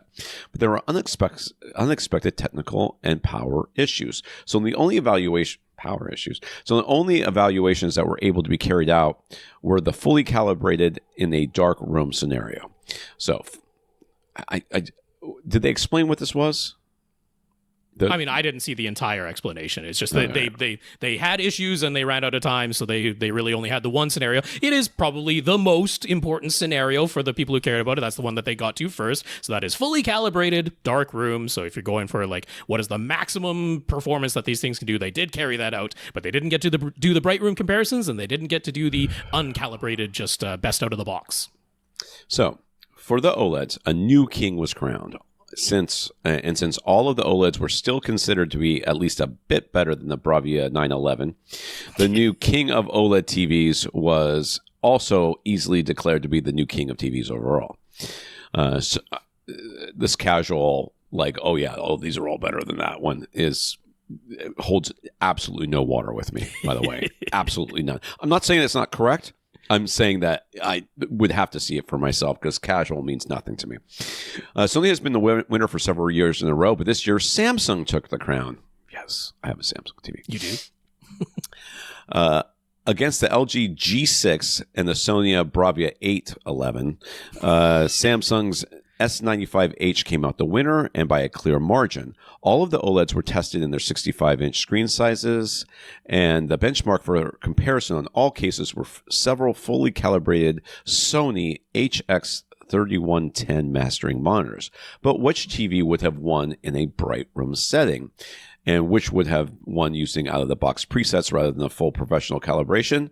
We may never know. And on our show notes, or maybe in the Flickr album, there will be an image of these shootout results so that you can see them. Yeah, and honestly, don't put too much stock into any of these numbers. These are all comparisons to one another, and it's honestly, it's just very simple. You buy a flagship TV of any type, it's pretty good. They're all good. Because there was nothing besides flagships in this comparison. Everything was the flagship. I don't know how much stock I put in. They're all very, very good. I'm not saying that this is not good content, okay, and that it doesn't drive, viewers to their website and stuff like that. That's not worth doing. What I'm saying is, from the standpoint of the buyer. Mm-hmm. It really does. I mean, it gives you no useful information. I mean, I'm going to tell you, it doesn't matter how much they declare the S95H to be the king of TVs. If you don't like a matte screen, that's not going to be your favorite. Yeah. Yeah. Nice to sell theirs too. All right. Comments from our listeners. Infinite Gary was watching The Food That Built America on the History Channel during Season 7, Episode 4, Drive-Thru Burger Revolution. They featured the Innovation. Sorry. I don't know why I couldn't read that word. That one restaurant owner implemented shortly after World War II. He needed a way to speed up the process of a customer placing an order from their car and then having that order ready to go by the time they drove up to the pickup window. He went to an Army and Navy surplus store and found a Trinaural speaker selector that he tinkered with and eventually used to solve that problem. Those images grabbed Gary's attention because when you know it, he's got one of those boxes in this basement in mint condition. What is this basement? What is this Narnia basement door that he has? Right. It just goes. It goes to the warehouse in Warehouse 13 or whatever the name of that show was. It's just old audio stuff. It is Gary's not basement real. of I'm wonders, starting to believe that he is just you. No, I don't have a collection like what Gary has from the things he's been regaling us with. Yes, I think it you're is Gary's basement of wonders from the internet, and we're going to all find out that Rob's a crazy person that's been writing himself notes from Infinite Gary. Nope, that one I can assure you. So he's never used it. Do we have any idea how it works? Why? Why would we have any idea how it works? I mean, this thing is not complicated. It's just physical switches. You choose which input you want, 1 or 2, and you choose which speakers that input plays to, 1, 2, or 3. That's the trinaural part of it. So, I mean, I can see how it's useful because they're able to select, okay, am I listening to the microphone out where the person places the order, or am I listening to the microphone from the kitchen? And then am I speaking to the person out where they place the order, or am I speaking to the payment window, or am I speaking to the kitchen, or am I speaking to the drive-through window? And that works out. You got 3 places you can send the audio. You got 2 places you can get the audio from. And you flick the switches, and that chooses what you get. Well, he's got different switches on his than the one in the... That's right. I like this. I like the switches in the image better, the TV show better than your switches. Not necessarily the original, though. That was the production for the TV show, so maybe they just found what they could find, and there you go. Yeah. Greg. Last week we mentioned Greg's idea to repurpose his son's enormous collection of plush toys as standing corner bass traps using a 4.5 foot tall organizer he found on Amazon. Down the wrong pipe. There went some liquid down the wrong pipe. Sorry. Oh my goodness. I just almost died. Yeah, that's right. Choked. Well, he found another stuffed animal organizer that you can hang on the wall and even adjust its height. Any reason not to try those as absorptive acoustic wall panels? I don't. Just do it and tell us how it works. I mean, oh, definitely. No, I mean, I put this in the comment, not a legitimate question, because it's a rhetorical. Yeah, it's rhetorical. Of course. I mean, if you've got, I almost wish somebody would make this as an actual acoustic thing. I mean, you don't have to make it; you just have to market it differently. You just have to do it. If you feel if the animals are stuffed with actual insulation, I got you. Okay. You know, and the fabric that covers them is acoustically transparent. Yep. Yeah, I mean, we could actually make this into like these are actual bass straps, right? And yes, we'll give you a selection of animals, and this is kind of an example. No, I just like that by virtue of these hang them on the wall organizers for the stuffed animals, by virtue of them being deep enough to fit a stuffed animal in it. These are possibly going to be better than a lot of dedicated acoustic panels that people buy. If you fill this thing from top to bottom with plush animals, I think it's going to be better. All right. Wait, I scrolled up too far. All right, questions. Finally. Yes. How far are we into this podcast? An hour and half 5 of it has been Odyssey, by the way. Sure an hour and 6 minutes, and an hour of that was. It was a long movie and a long story. Tall Scott. Scott wrote to us previously when his wife agreed to make some upgrades to the system in their large living room, but he had a relatively small budget to spend at the time, so he followed our advice not worry about trying to pursue Atmos, and he bought 1 pair of Sonance Mag 8 speakers along with their rear enclosures and installed those in his ceilings as a pair of surrounds, and they sound good. Mm-hmm. Just what I would expect. We don't actually have updated photo. I'm showing the old photos so that we can be reminded of the room, because that is very much playing into the question here. It's like an alcove that probably leads to a garage door, would be my guess, a door to a garage or something, and Could be, I don't know. And the back of the theater area is open to all of the rest of the house, which includes a kitchen, dining room, and it looks like a pool table. He's got a pool table over there. Yeah. Yep. Yeah. Yes, this is So not he's an got more money to enclosed spend. dedicated space. Yeah. It's got a little bit more money to spend, up to $2,000. And after we took we take a look through the list of gear he already has on hand, he liked our advice on how the best way to spend it. Build a wall. That is not going to happen. That much we know. I know. His current TV, and $2,000 won't do that anyways. His current TV is a 65-inch VT50 Panasonic Plasma, 65-inch. Obviously, that could be upgraded, but he already has plans to do that at a later date with separate funds. It's so funny how TVs are so easy to spend money on compared to literally everything else in home theater. Like, nobody needs to be convinced that they need a new TV, except for people who are like, well, our TV is perfectly fine. I'm like, yeah, it's going to be bigger. I don't know if I want it bigger. You say that now. He was thinking he would replace his 15-year-old Yamaha RX V671 receiver when he gets his new TV later on, but he's not opposed to getting a new receiver upgrade now, if we think that would make the most sense. His current speakers in this large room are a pair of Revel concerted M12 bookshelf speakers up front, no center at the moment, and a Sons Mag 8 in-ceiling speakers he recently installed as surrounds. There are also a pair of Pioneer Andrew Jones towers in the house somewhere. Putting them in place of the Revel bookshelf speakers is an option. He's got a JBL Pro SP222 stage speaker with a noisy external amplifier acting as a subwoofer right now. His wife hates it. I think we know what direction we're going to go with this. But the only other sub in the house is a Klipsch Synergy KSW12 that literally rattles if he turns it up loud enough to be usable in this room. I've been there, my friend. And then we said how he needs any and every room treatment he could possibly put into this room last time. The front wall and the side walls where his TV and speakers are set up, those are candidates. He's got no room treatments is what I'm getting from this. And you can see his way is spending as much as $500 on panels. So like 3. Maybe 4. Well, I've got a solution where you can get more than that. Yeah. Yeah, you'll have to DIY a little bit of this, That's my right. friend. So, how do we recommend to spend this $2,000 budget? You could definitely use an improvement into dialogue clarity, and obviously the current subwoofers are a weak point. He spotted an affordable Onkyo TX, but I'm going to tell you right now, receiver is not where I'm going to point you. Yep, we can spoil that for you. You're just going to spoil that one right up front, man.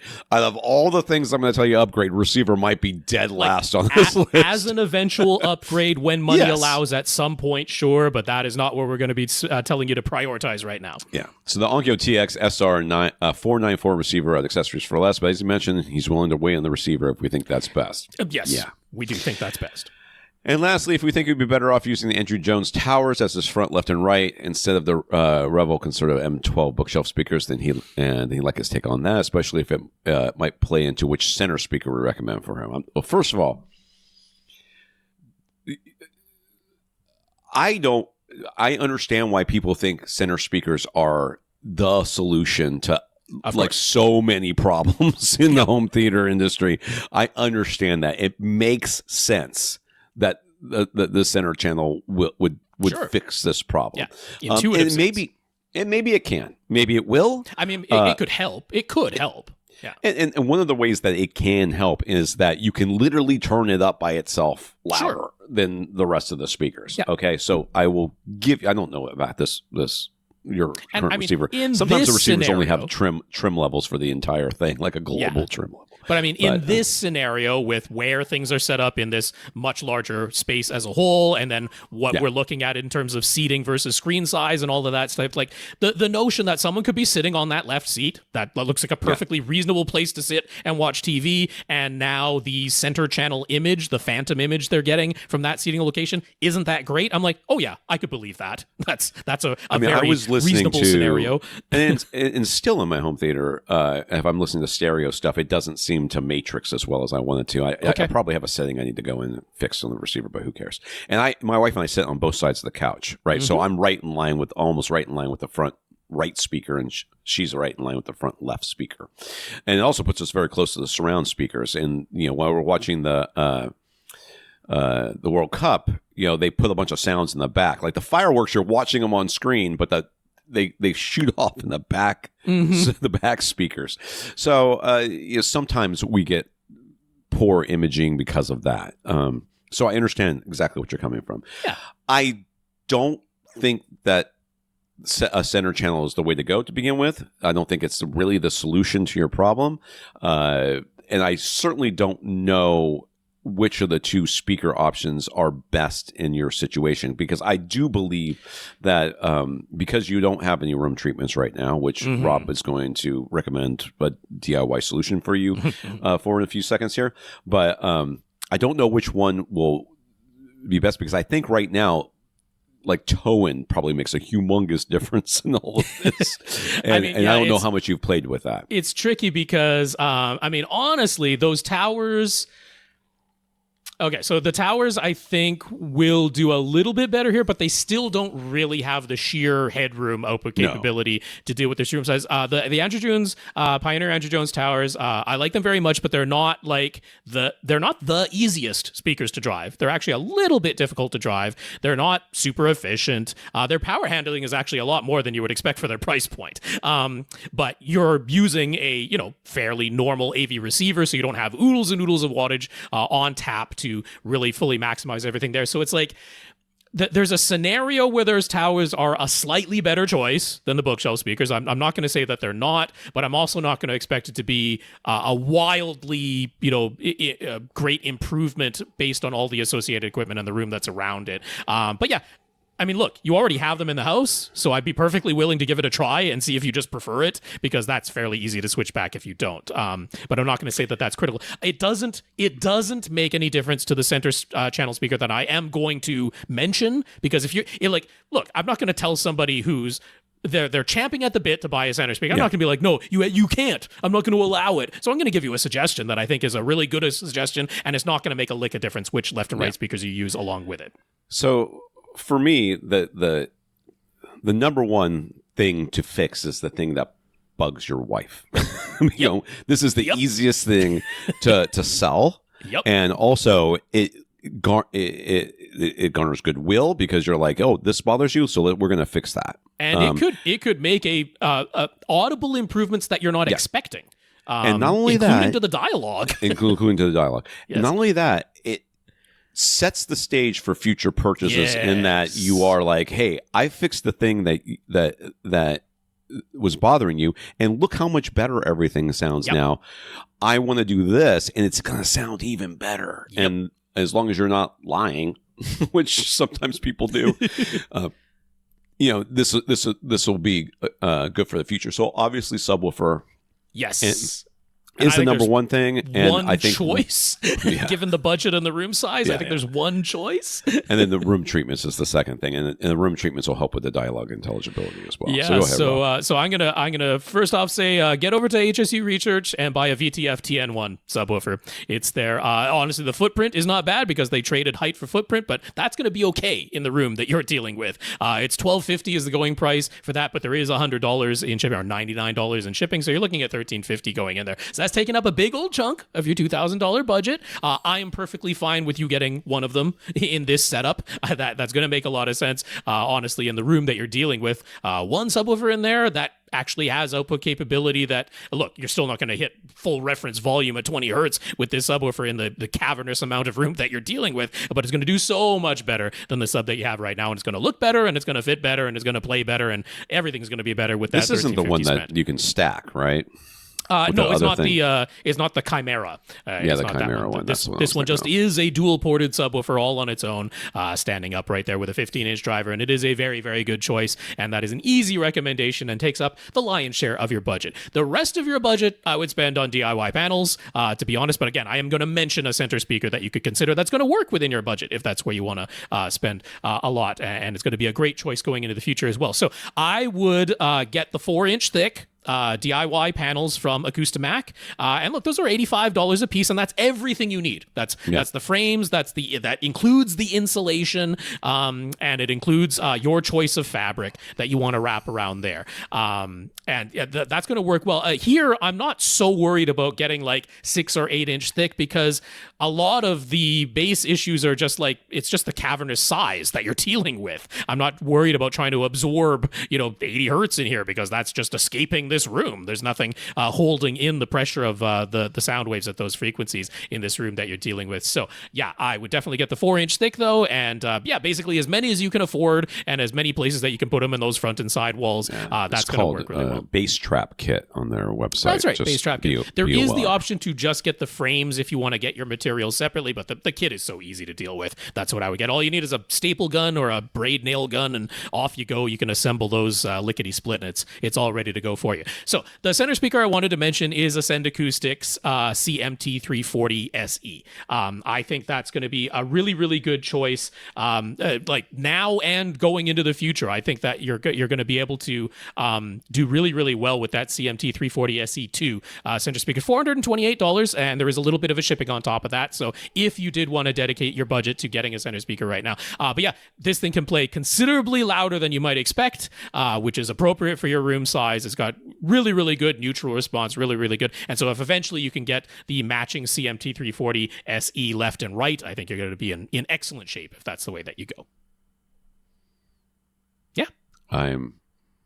What am I looking at here? I don't know. What did you recommend? Oh, Ascend Acoustics. Ascend, yes. Okay. All right. Sorry. I thought you would. I misheard you. All right. Ascend, yeah. Nick wrote to us previously to ask for in-wall rated wire recommendations. A portion of his ceiling is drop tile, but another portion is drywall, so I wanted to make sure he'd be within safety code. Well, he looked up the codes for estate, and for low voltage wires, it's perfectly fine to use any wire, as long as it is within a fire-rated sheath. So he can just keep his current wires and run them through inexpensive Smurf tube to make the installation fully up to code, so that was good news and very affordable. But now that he's going to have in-wall wires, he'd like to make the installation look pretty by having proper wall plates, not just an opening in the wall. He found plenty of wall plate options for what he needs, but pretty much all of them are white wall plates, and all of the wall plates in his house for light switches and outlets are ivory, not white. Mm-hmm. Yeah, no. So we have any suggestions for where he could get ivory wall plates? He'd want plates for speaker wire, RCA, subwoofer cable, and 3.5 millimeter 12-volt triggers. Yeah. So what do you got, Rob? Yeah. So in terms of like pre-made ones where it's a wall plate where the only option is to be a speaker binding post, so the only option is to be RCA in, I wasn't confident finding any good answers that I could point you to for that. It's not that it utterly doesn't exist, but I think the much more reasonable solution is to go with the Keystone jack type of solution, because you can definitely get Keystone jack ivory wall plates, like 1, 2, 3, 4, 6. You can get your selections. So one place that carries those is Cable Leader, cableleader.com. You can just filter out by the ivory color to see everything that they have that shows up in ivory. Now, the thing to be aware of is that some of the Keystone jacks themselves, the little insert that goes into those openings, that might still be white.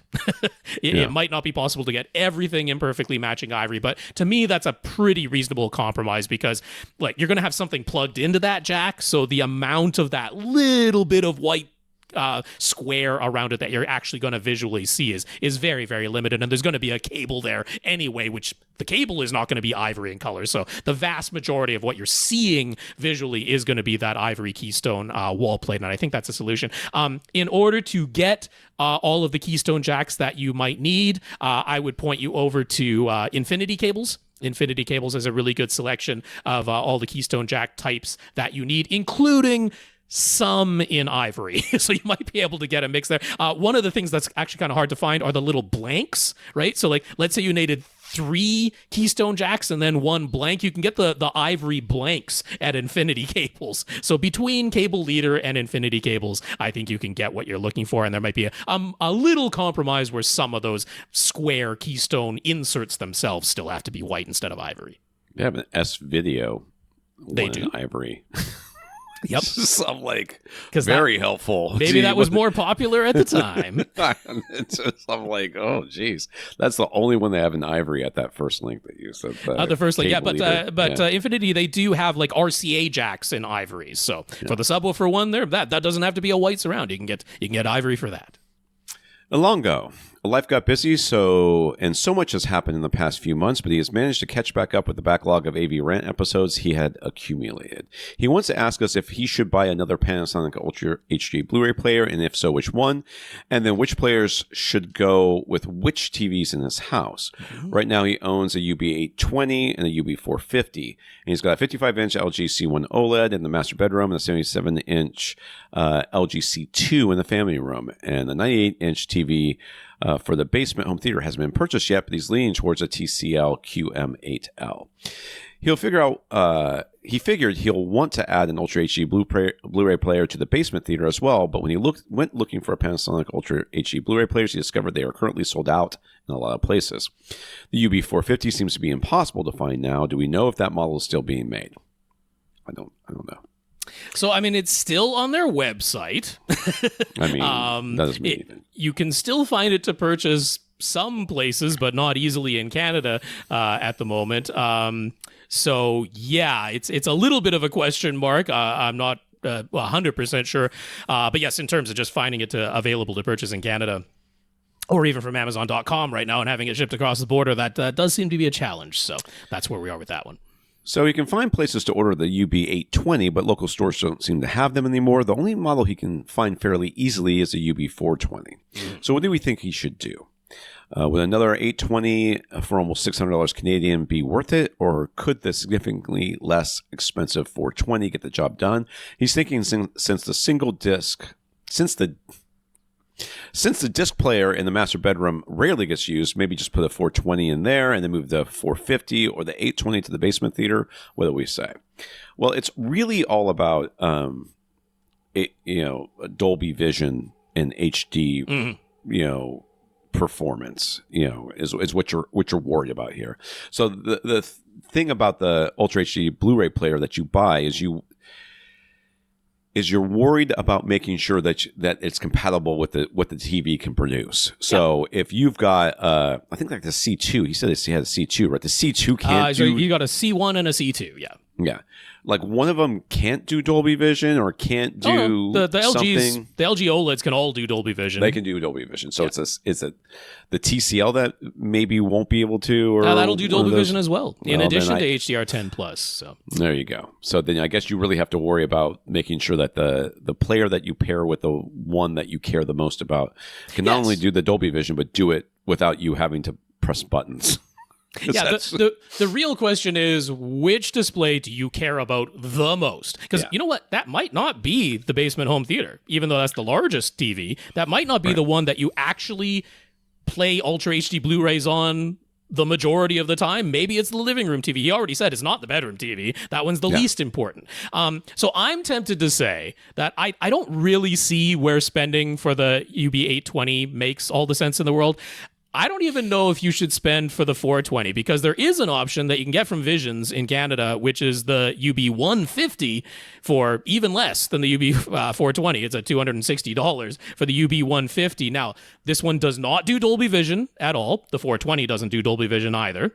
But this also doesn't even have Wi-Fi built in. Like, they really stripped this thing down. It does not have two HDMI outputs like the other Panasonic Ultra HD Blu-ray players. It just has a single HDMI output, no Wi-Fi, no Dolby Vision. It does do HDR10 Plus support. But yeah, I mean, it's the most stripped down player. But I'm like, look, you said you barely ever use the one in the bedroom. Go ahead and throw the UB150 in the bedroom. If you want to play a disc, you can. It won't be in Dolby Vision, but so what? It sounds like you barely ever use that one. Then whichever one you use the second most, you put the 450 in there, and whichever one you use the most, you put the 820 in there. So I would save maximum money. That would be my recommendation. Okay.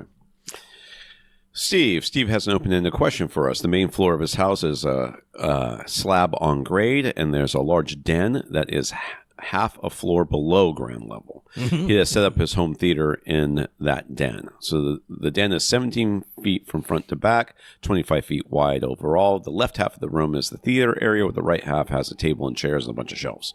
The ceiling height for the den is 7 feet, and the right side of the den is half open to the foyer at the top of the half flight of stairs. Yeah. It's not, I mean, and I assume that foyer is open to other things. It sure looks like it. It sure looks like there's an open hallway to somewhere, and there's an open doorway to somewhere. So yes, this is not an enclosed space at all. Yeah, not an enclosed space at all. That table and shelves was not what I was expecting, by the way. Oh, okay. Yeah, I don't know what I was expecting, but it wasn't that. He's got a brick wall on the left wall with a fireplace. Yep. As well, there's like half windows at the top of the thing. Anyways, the floor looks like laminate, but it's actually tile. He put down a throw rug in front of the main couch, but is otherwise bare. The left wall is mostly brick with a small fireplace on the left wall near the front left corner. He's got a single GIC 242 acoustic panel on all on its lonesome on that brick wall, and that's as far as acoustic treatments go. Yep, there it is. It's doing its best. It's doing its level best to try. There's an extra TV in this room. It looks like too. That's coming up. Yeah, although just ignore that part. Yeah.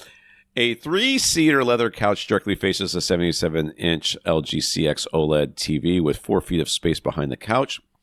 The left and right seats of the couch have base shakers attached underneath, and then there's a recliner to the right and an armchair to the left.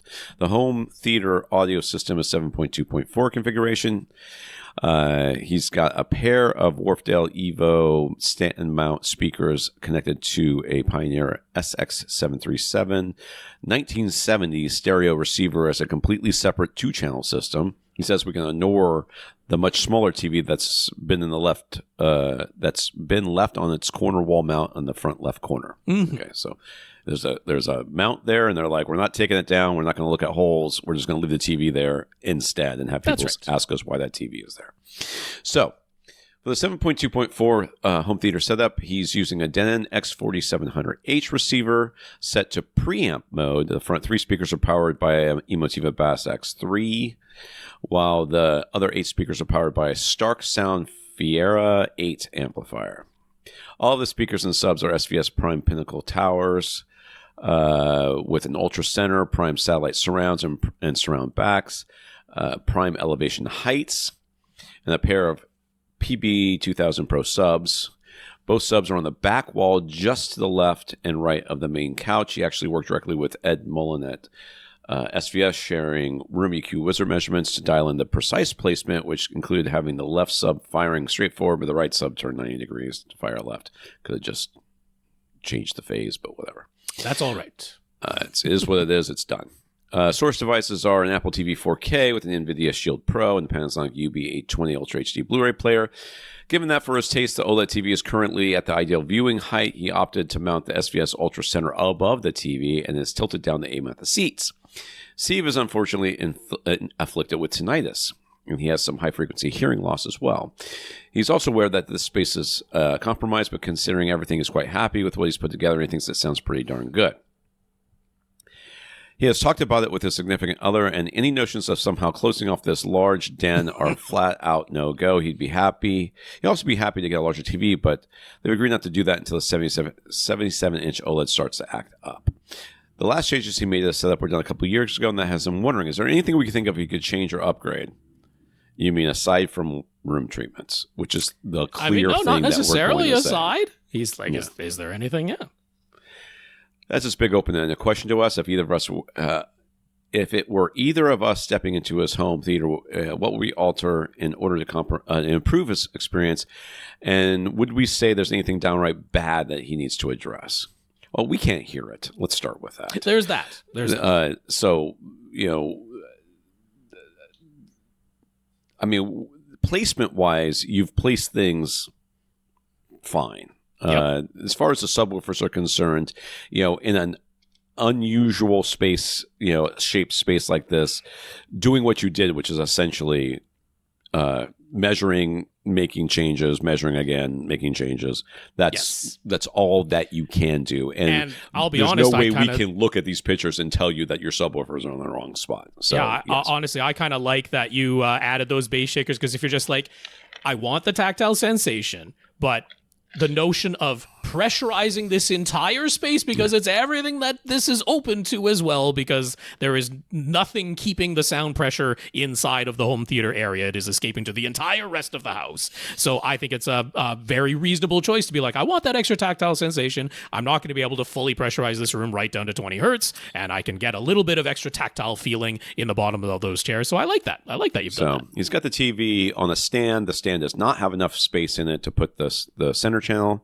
So he has opted to put the center channel on top of the TV, well, above the TV and angle down. Mm-hmm. I think that's perfectly fine. I don't think sonically it's going to make one iota of difference. Whether or not the speakers are above or below, it means nothing to me. Yeah, no, I mean, and in many ways, it might be choice, and that there's nothing I'm going to be like, you need to buy new or more speakers. I'm like, nope, your speakers, you're done. I'd be very satisfied with the choice of speakers that you've gone with here. Yeah, room treatments is what I immediately say, take that TV off the wall. I'm sorry. Okay. I know you don't want to. Take the TV off the wall, because that's where that front wall is where I want you to put room treatments, and the TV is in the way. And if you really like that poster that you've got to the right of the front wall section there, that should be a printed panel. A printed panel. You could have the same image printed on there. Maybe you have to take the wording off of there to get around copyright, but you can have the same image printed on a more similar one. Yes. So that front wall and the above or even in front of the fireplace. I don't know if you use the fireplace. Doesn't look like it based on the number of things that are in front of it. No. So I would take the TV down, cover the holes with acoustic panels, and just have the whole front wall and as many as the other walls as possible be acoustic panels. That is the number one thing I would do. Yeah, I mean that's the most realistic upgrade that you could genuinely make in here. A thicker pad underneath the rug, maybe. Sure. I don't see you putting panels on your ceiling. I know, right? It's already 7 feet. It's already 7 feet. Yeah, that's tricky. I mean, whereas my 5'6", 5'7" butt could easily walk around with panels hanging from your ceiling. Sure. You're going to have other people who might have a problem. So and plus it gets claustrophobic. Yeah. So I would, and if you like, well, we love our brick wall, we love this. Well, then have a printed panel that looks like a brick wall and put it on the brick wall. You know what I mean? If you're going to spend money, that's where I'm going to spend money. Because there's not much in the way of gear that I can look at here and be like, oh, that's something I would instantly want to replace. And like, your AV receiver and your amplifiers are perfectly reasonable choices in here. I mean, eventually maybe we get to the point where feature-wise it makes sense to get a new receiver, but it's not right now. There's nothing demanding that you do it. Yes, I could envision getting a larger TV in here, but you already addressed that. So there's not much to be done about that. I don't see any speakers that need to be replacing. The subwoofers, I mean, look, if you had rule of the entire house, okay, you could go with even higher output subwoofers, but I think your solution by incorporating the bass shakers is a good compromise there. I don't know. Maybe I could see upgrading the bass shakers. He called them bass shakers, so I might upgrade those to butt kickers if that's not what you already have, but that would be a pretty minor thing there. So yeah, acoustic treatments are the thing that makes the most real world sense to do in here. The only other thing I could think of is, do you want to go with a different source device, right? Because you could spend money on a Kaleidescape if you want to enhance your user experience that way. I'm not going to say that would be a bad choice whatsoever. You don't have to go all the way to the Strato K, right? Honestly, you can get a Strato M. You can spend the $2,000, get a Strato M, and when you want to rent or buy movies in the highest quality that you can get at home, then that could be an option. What did they say was the reason for the letters? He actually said that there is an internal sense, but it's not something they share publicly. So that was it. I think they're naming them after their wives or significant others. It is definitely not alphabetical. We know that for sure. We know that much. Ilango. Again, I didn't even notice when I was writing these up that we already had Ilangos from last week, so I could have combined those, but whatever. These order in, order out. So yes, we're back to Ilango again, but a completely different question. This is so long. This is so long. Rob, how much time do we have? I mean, we got a half hour left. So yeah. Ilango. We might recall that Ilango did an entire house renovation. It's already been a couple of years since the last part of that renovation, the basement, got completed. They've been making use of the home gym that was installed, but the soundproof theater room, which is the first room you enter at the bottom of the stairs, has mainly been acting as a kid's playroom up to this point. That was always the plan. So he's been chipping away at adding the home theater equipment little by little. As we mentioned at the top of the show, he just added a third HSU TN1 sub, and he plans to add a fourth in a little while. And the kids, they're growing up fast. They're prepared to start sharing his big basement room, so it won't be much longer till we'll really be able to put it all to the test. Let me be honest with you, my man.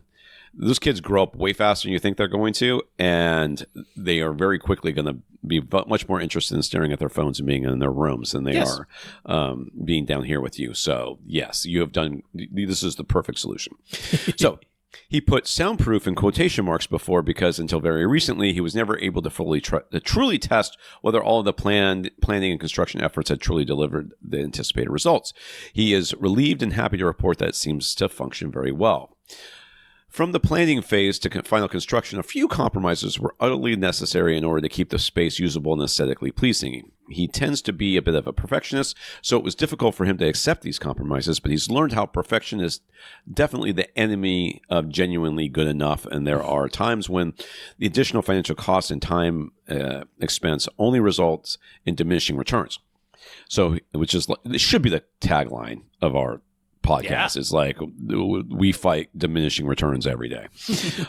So he went for real world conditions with the final construction, but it has always been a bit of a worry in the back of his mind until now. Thankfully, he should be able to make full use of his basement theater without bothering anyone in the rest of the house. That was a lot of words to say that the soundproofing worked well enough. So, with an eye to the future, he revisited some of our past advice about how to optimize his quad subwoofer setup and the HSU TN1 subwoofer settings in particular. We previously told him to keep both ports open. I still agree with that. And to set the Q control to its highest setting of 0.7 on all four subs. I don't remember that part, but I'm sure it's true. A quick clarification first, the 0.7 is the highest numerical label on the Q control knob, but there's actually a tiny bit of room to twist the knob past the visual 0.7 mark. So should he simply just turn the knob as high as it goes, or is it actually important to line up the... I'm sorry. Yep. He did say he was a perfectionist. He could be a bit of a perfectionist, yes. And you didn't have to say that. You could have just put this question up front, and we would all have been, oh. This guy's got a thing.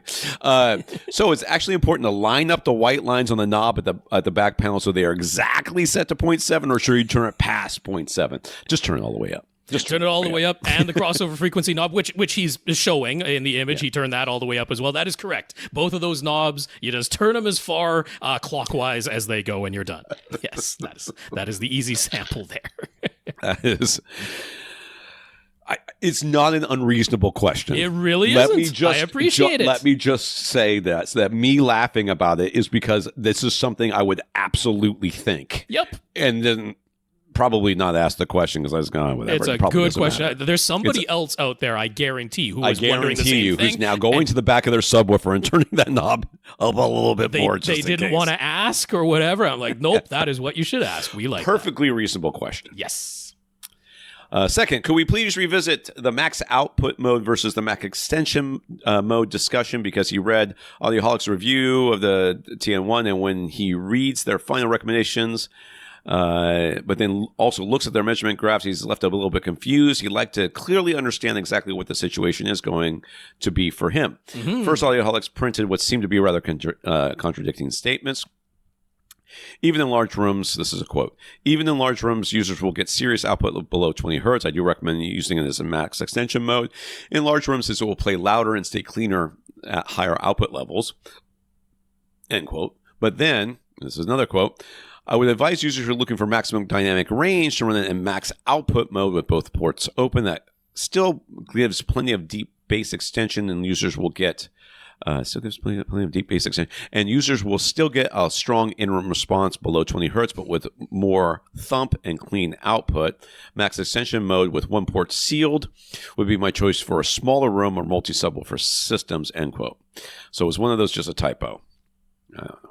I don't think so. It's so yeah. We can finish. Let me finish the question. Yeah. So his room is 14 feet wide and 31 feet long, and it's enclosed, but the door is at the top of the stairs, not the bottom.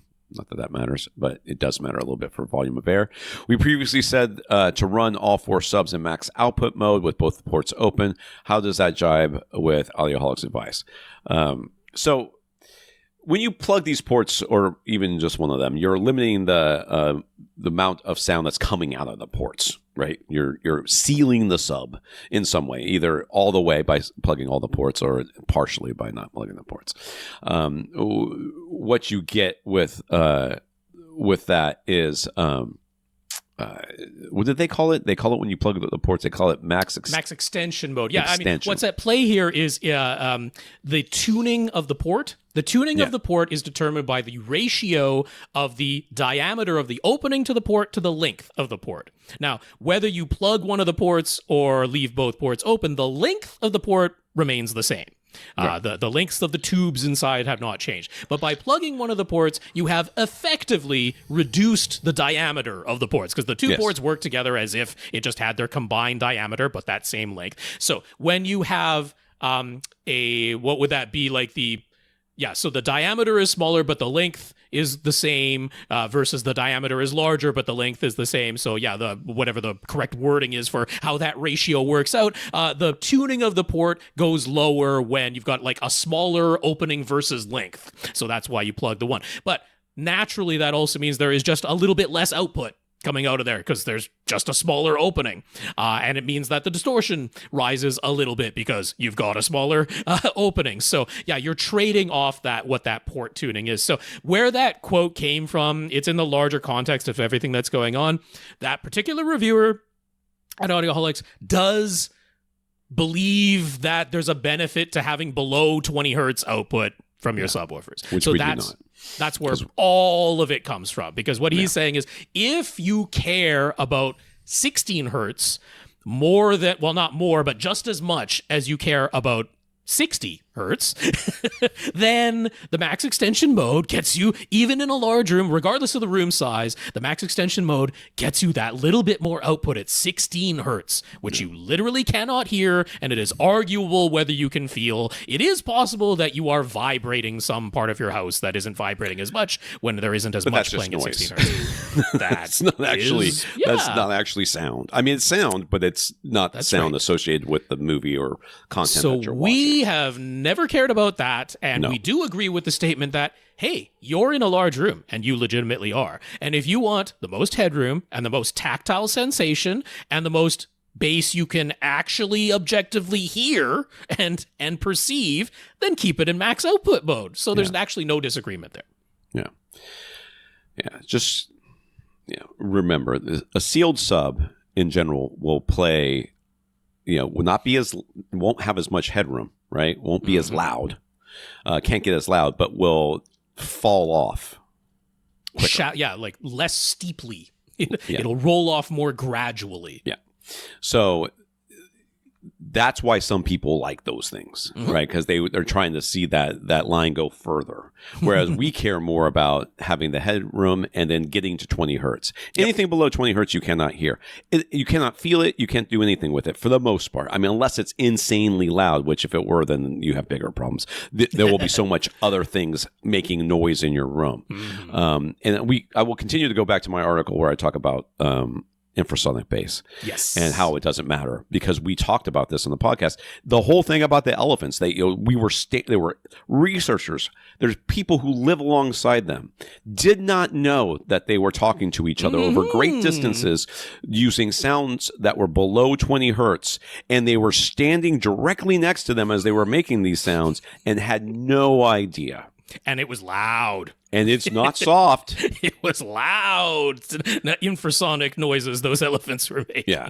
I will find that article. I will link it up here to kind of for everybody to view. But all we care about is getting to 20 hertz, and then we care about headroom. And that headroom is only because you have a large room. If your room was half this size, we'd be like, you need a smaller sub because you're not doing anything. You could easily go either way, and it would make no difference because all the time you are way below the headroom capabilities, no matter what. Yeah.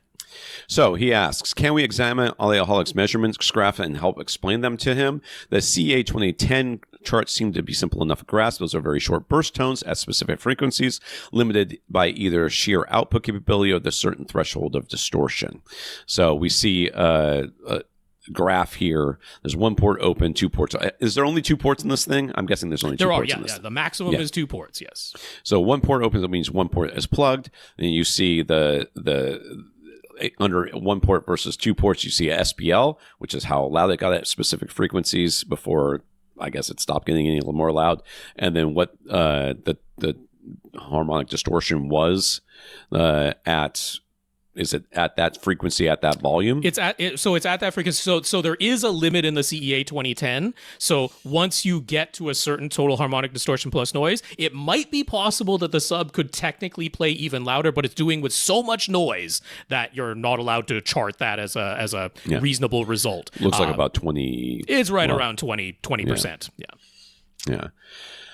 So they have it. It starts at 12.5 frequency which of hertz. The sub is making hertz. Sound down there. There's plenty of subs that don't make any sound at 12.5. So, you could see with one port open, we're getting 106.5 at 17% harmonic distortion, and at 20 hertz with 2 ports open, we're getting 107.8, which is imperceptibly louder. But at 14.7. Total harmonic distortion. So it's pretty easy to read this and kind of get what it means for the most part. But I mean, where do we get, Rob, I'm asking you, where do we get harmonic distortion? Like, where do we care? Where it's become so noticeable that we're going to hear it? Because at 107, 110, some of these are like 120 decibels. Yes. The distortion has to be pretty loud for us to hear it over the sound. It sure does. Of the actual content that's being played. in like bass that we hear readily, which I would describe as down to around 250 hertz, then if you go over 10%, you're going to start to notice that in the 250 to 500 hertz range, and you could argue all the way down to around 100 hertz that might be the case. Below 100 hertz, it's like a rising amount of distortion before we can ever notice that anything's going on there. So right down at 20 hertz, you can be up around 20% harmonic distortion and have no idea that like audibly you're just not noticing it. So yeah, it's a rising scale, and that's why they cut it off around 20% and say, okay, let's not go higher than that and still claim that it's playing louder. Yeah. So for, and I'm reading this now. So for short, very loud sounds, if he's reading the chart correctly, both ports open in max output mode is slightly louder than max extension mode, and with slightly lower distortion from 100 hertz down to 20 hertz. Yep. And at 25 hertz in particular, it's actually noticeably louder by a good 3 dB. Yeah, that's why we go that way. That's what we're going for. But then below 20 hertz, it flips with a one port open and max extension mode being slightly louder, but only by about 1 dB. Though. Yeah.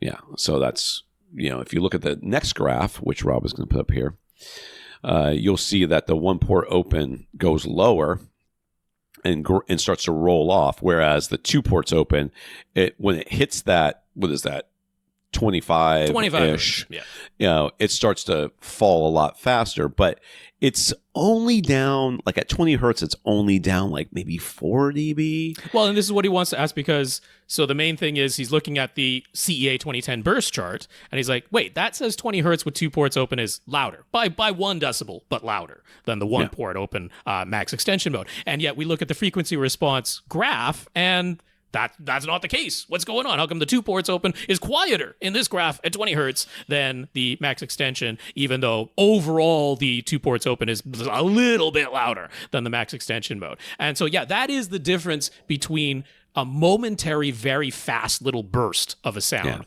versus like, this isn't like really sustained in this graph, but it is a full sweep. Right. That's going on there. And it is a sweep. So you have to keep in mind that that is the voice coil being driven, heating up, and in a continuous fashion, just playing lower and lower and lower and lower. It's not a instantaneous, it was sitting still and then make the loudest sound that you can for a very short amount of time. So those bursts are a different result from a continuous sweep that's being played. And that's really all that the graphs are indicating. That there's nothing more complicated to the explanation than that. The question is, what are you playing in real life more, especially at 20 hertz? Are we playing continuous up and down sine sweeps that are never stopping, or are we having an explosion or a momentary crescendo or a thump or a thud. And so, pretty obvious, self-evident answer there. Having that short burst of output is what we're hearing more in real-world content than a continuous up and down sweep. Yeah. So let me see. Yep. We already answered that. We did. But then there are the long-term output sweeps. And this is a different graph. You can see this here, which I've never seen this graph before. I mean, all they're doing is turning it up and turning it up and turning it up until it can't go up anymore. Right. So you can see how it at lower volumes, right? You can see at lower volumes, it stays flat for longer because that's your headroom. Yeah. Essentially. And then as you get to the higher volumes, it starts to drop off faster. And in fact, in that top graph, which is one port open, right? I mean, it starts to drop over sooner and more. At 30 hertz or whatever. Above 30 hertz, yeah. Yeah. And then you're right. 40 hertz, really. 35 to 40. And then it drops off faster because it has less headroom. Yep. So it doesn't look like either mode stays completely linear right down to 20 hertz no matter what, but max output mode can play lower, louder when we're right up at the maximum output capabilities of the sub. That's right. So finally, they're the total harmonic distortion graphs. And we see these two graphs, which are, fun. It looks like the total harmonic distortion rises more in the lowest frequency in the max extension modes, but in a more even way compared to the max output mode, ? So can we just talk him through what that so it's clear to him when he's looking at one according to these graphs? Let me look at these graphs. I've never looked at them before. Yeah, so I mean, it's following the shape, you get a good idea. When we're looking at the long-term output, it's like, okay, if I shrink the size of my port, if I get it a little bit closer to being sealed than fully open ported, then it begins, and this is when we're up at its max output capabilities, right? You keep it well below its max output, and that's a flat line either way.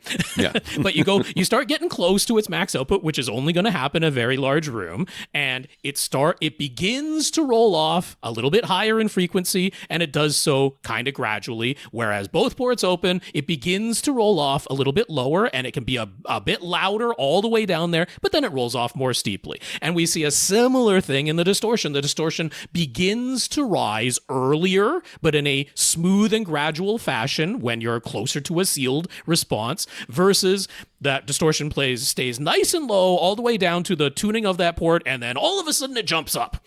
That's what's going on there. So again, if you're following our recommendation of caring about 20 hertz extension but not below it, then max output mode is the way to go, and that's why we're consistent in our advice to go with that mode when you're in a wide open room or just a very large room like you are in your case.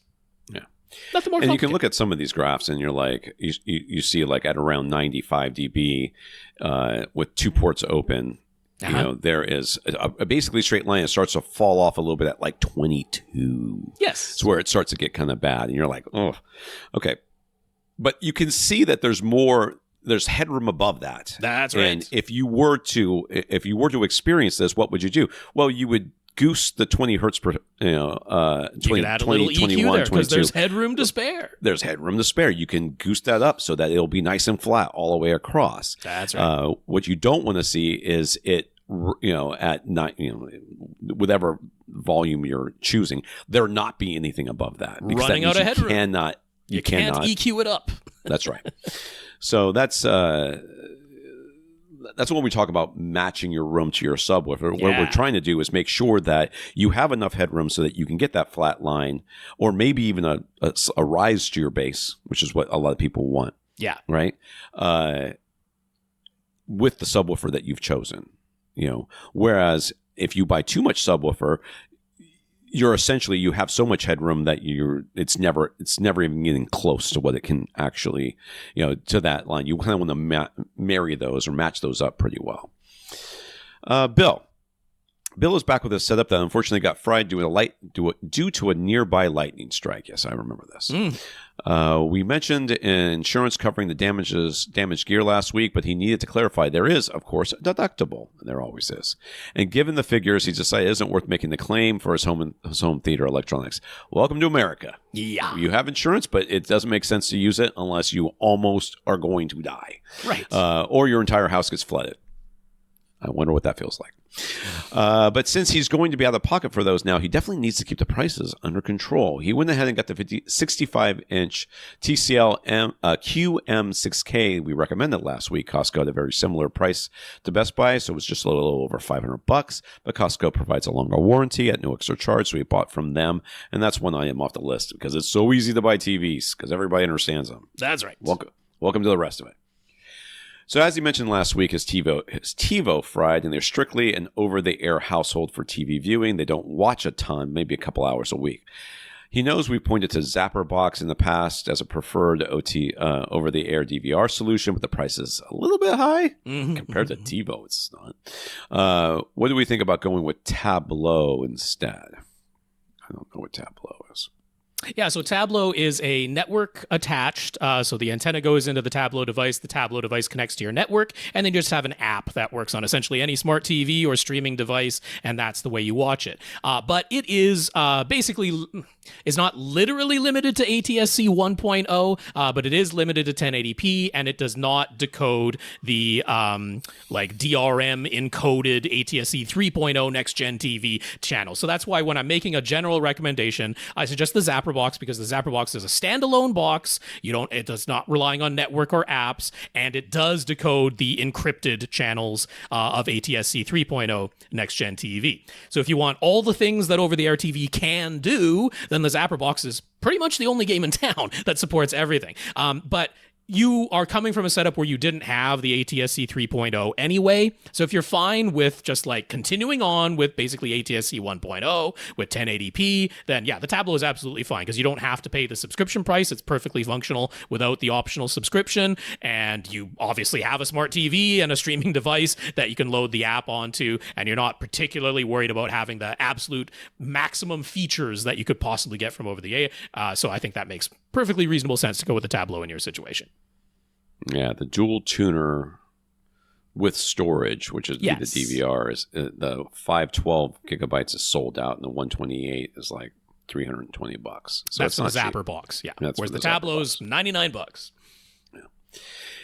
He was definitely considering the Denon X1800H to replace the 1700H that died, but since he'd really like to save some money wherever possible, over accessories for less, they have the Denon S770H for $550 as compared to $700 for the 1800.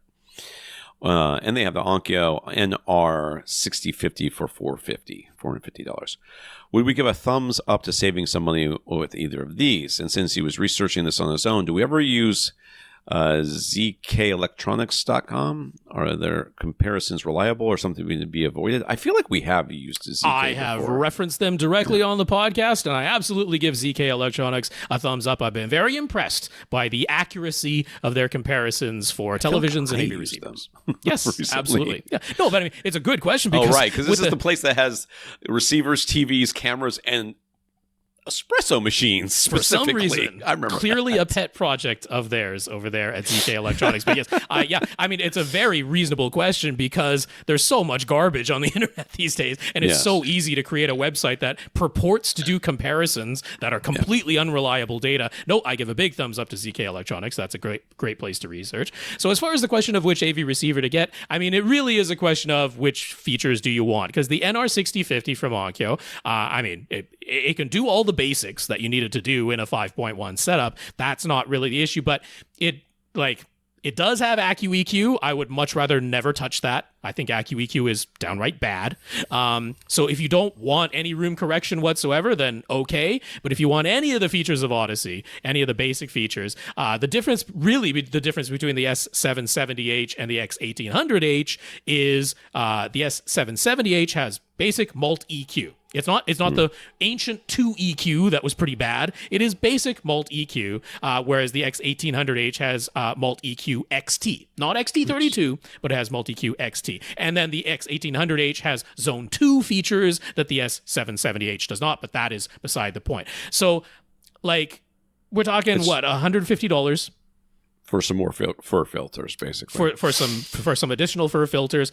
With regular multi-Q, I'm perfectly fine using that to EQ the bass, and you can still use the Odyssey editor app. You can still apply that. So if you're the thing is, I think there's a possibility, there's a chance with regular multi-Q that it actually does a little bit more harm than good in the upper frequencies. That is a possibility. I'm not saying it's always going to be the case, but it is a possibility. XT does a pretty reasonable job, full range, and I don't mind just running that as is. But with the S770H, there's a possibility that you're like, made it sound worse. So maybe I curtain off that response in the Odyssey editor app and I only use it for the bass. Whereas the NR6050, I would just never touch its room correction whatsoever. I don't think it's worth even running. So that's I can't answer that for you. You're going to have to decide how much you want in terms of room correction. The other part is, with Odyssey, you get the options of dynamic EQ and dynamic volume. So if you ever want some optional dynamic range compression, and if you ever want to have curves of equal loudness applied, then the Onkyo just doesn't offer those features at all. Whereas you still get those with the S770H. It's just I might not use it full range. So that's where I would land on that. All right, we have 2 questions left. One of them is very long or longer. We have 3 questions left. We do? Mm-hmm. Oh, we have 3 questions left. 2 of them are very long and one of them is short. The last one's pretty short. Well, why don't we do the very short one and call it done? Yeah. Patrick, just recently a very brief and sudden thud has started happening at random in his audio system over the course of watching the World Cup final and then some content on Disney Plus. He noticed that what sounded like somebody dropped a microphone, happening maybe 2 or 3 or 4 times per hour at random. At first he thought it was coming from a sub, but then he turned that off and the thud still happens. So he tried disconnecting various speakers, but the thud is coming from all of them when it happens. So it's probably coming from his Rants Pre-Pro or his amps, right? Any ideas what would be causing this all of a sudden? I mean, it's I would be, I don't know that I would think it could be coming from the Pre-Pro. It sounds like an external thing. I mean, there's a few possibilities here. One possibility is that it is on the electrical lines in your house. It is something with a compressor that is clicking on and off. That could be a refrigerator, a freezer, an air conditioner. Did you get like a garage refrigerator that might be on the same circuit? You know what I mean? Or it could be air conditioner that until it started getting hot, you weren't running it. And so it wasn't happening during the winter when that wasn't clicking on. And now to me, that's the most likely. That's the most likely culprit for this. Maybe not AC specifically, but I mean something over the power lines, because that's the sound that, I mean, when I was young, power was so bad in people's houses that you ran the vacuum cleaner and the TV would go static. Definitely. You know, every single time you would get static on your TV and you had to wait until the person stopped vacuuming. It wasn't like you could press pause back then. So that would be my guess. It's something over the power lines. Yeah, I mean, that is definitely a potential culprit. Now, it can be a little bit tricky because you basically have to turn everything on and see if you can coordinate, like, oh yeah, the freezer just clicked its compressor on and that's when the thud happened. And then you're like, okay, and now that can be a bit of a tricky problem to solve as well, because just a basic power conditioner, like, this is a very sudden transient that's happening. This isn't a continuous, like, just droning noise, which can be filtered out rather easily. This is a very sudden transient, which can get through a power conditioner that's, purports to be a noise suppressor. So, yeah, this can be a little bit of a, honestly, if this is the culprit, then finding the source and treating it at the source side, that's the way to go about this, because if it is due to some device with a compressor that's clicking on and clicking off, then that pollution of noise, that transient noise, that's going through your whole house, and it would be much easier to treat that at the source side of things. Basically get a separate outlet installed for that one device, for that freezer, for that air conditioner, whatever it is, have a dedicated outlet installed for that, and that would solve the issue for the entire house, because this might be happening on other TVs and other sound systems that you don't even know about. So, I mean, that is one way to test it as well. Can you put on do you have any other sound systems you have anywhere else in the house? And if it's happening there... The other thing is that you can actually, this should happen even if there's no content playing. Exactly. Yes. So you would want to power everything up and not have any sound coming through. Yep, just sitting there idle. Yeah. Sitting there idle, and then basically it happens once or twice or two or what is that, 3 or 4 times an hour. 3 or 4 times an hour. You're going to have to sit in that room for 15 to 20 minutes. Oh yeah. And then wait to have it happen, and then figure out what also happened at the same time. Yeah. Because if this is happening to more than one thing in the house, then it's not your audio system, right? Then it's something else in your house that's connected to your electrical panel, and that's the cause. And I think that's probably the most likely culprit in a scenario like this, but it is not the only possibility. Thuds like this can happen when basically there's like a DC offset in the electricity, like within a device itself, like your Marantz or potentially your amplifier. And that can come from a couple of different causes. One, it can come from the amplifier output transistors. Like it is possible to damage or just over a long time with a lot of heat gradually degrade the output transistors of an amplifier. That is a possibility that basically there's not supposed to be any charge getting stored in there, right? When it disperses its charge, it's all supposed to go. When it charges back up, it's all supposed to stay. But over time, you can get like a leak in the charging, and so it doesn't fully discharge, and then gradually over time it builds up, and then it all comes out at once. And a somewhat similar thing can happen to capacitors as well. And again, over time, capacitors can wear out, and so it's not out of the realm of possibility that this is isolated to your pre-pro. In that case, it would be capacitors somewhere in the preamplifier circuitry, or in the amplifier, where it could be either capacitors or the output transistors. It's not out of the realm of possibility. But I would definitely want to eliminate what I think is the most likely culprit, which is something else in your house with a compressor that's clicking on and off. And so, yeah, we said how you can troubleshoot that by having it on, but just sitting idle, nothing is playing. Because if it's the output transistors, if it's the capacitors in either of those devices, it's only going to happen when something's playing. Yeah. And it's going to be isolated to that one system. It's not going to happen to anything else in your house. So if just sitting idle, you're getting these random thuds. If it happens to anything else in your house and you just didn't notice it before, because the only thing you have turned up loud enough to notice it is your home theater, but if it's happening to anything else in your house, then it's some other device like a freezer or an air conditioner that the compressor's clicking on and off and causing that. Yep. Yeah. You could in theory get some sort of if it is the like your air compressor or a ice maker compressor, you could get like a like the IO Gear UPS uninterruptible power supply for your home theater and run it completely off the batteries at all times. Oh, right, yes. Theater after batteries. An online battery conditioner, yes. Yeah, you could do that to solve this problem. It probably costs nearly the same amount of money to have a professional come in and isolate, figure out what's making this happen and make it not happen. Well, yeah, like for folks who are wondering what he's talking about too, it's like if you've ever had that amplifier or that subwoofer where when you like fully plug it in, unplug it and plug it back in, or click the rocker power switch, not just the standby, and you get that initial thud when it first turns on. Like that's the sound that he's described. It sounds like a microphone got dropped, right? So that thud. And that is an example of like all of the charge all at once.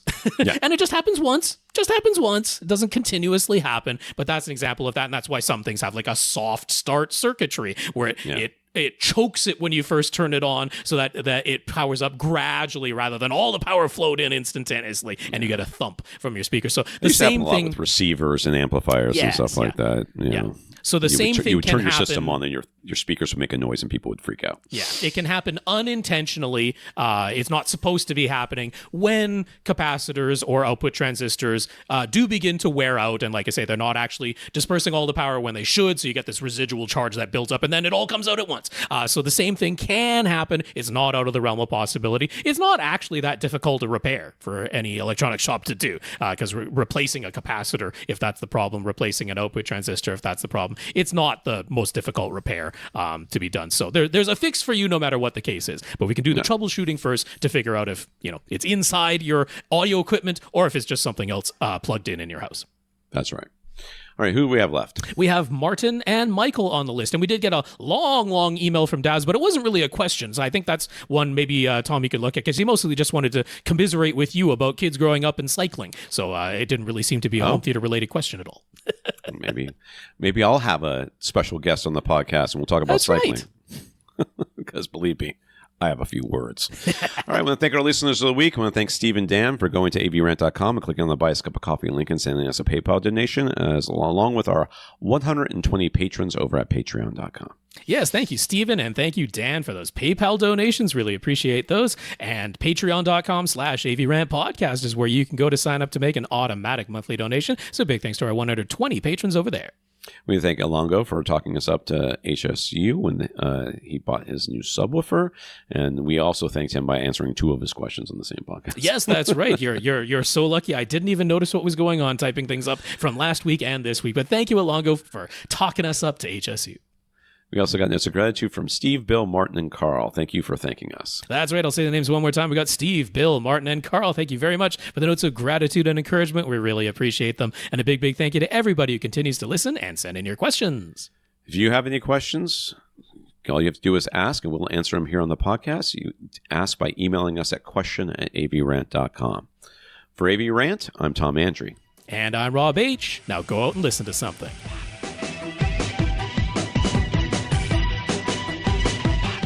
Want your question answered? Send it to question@avrant.com.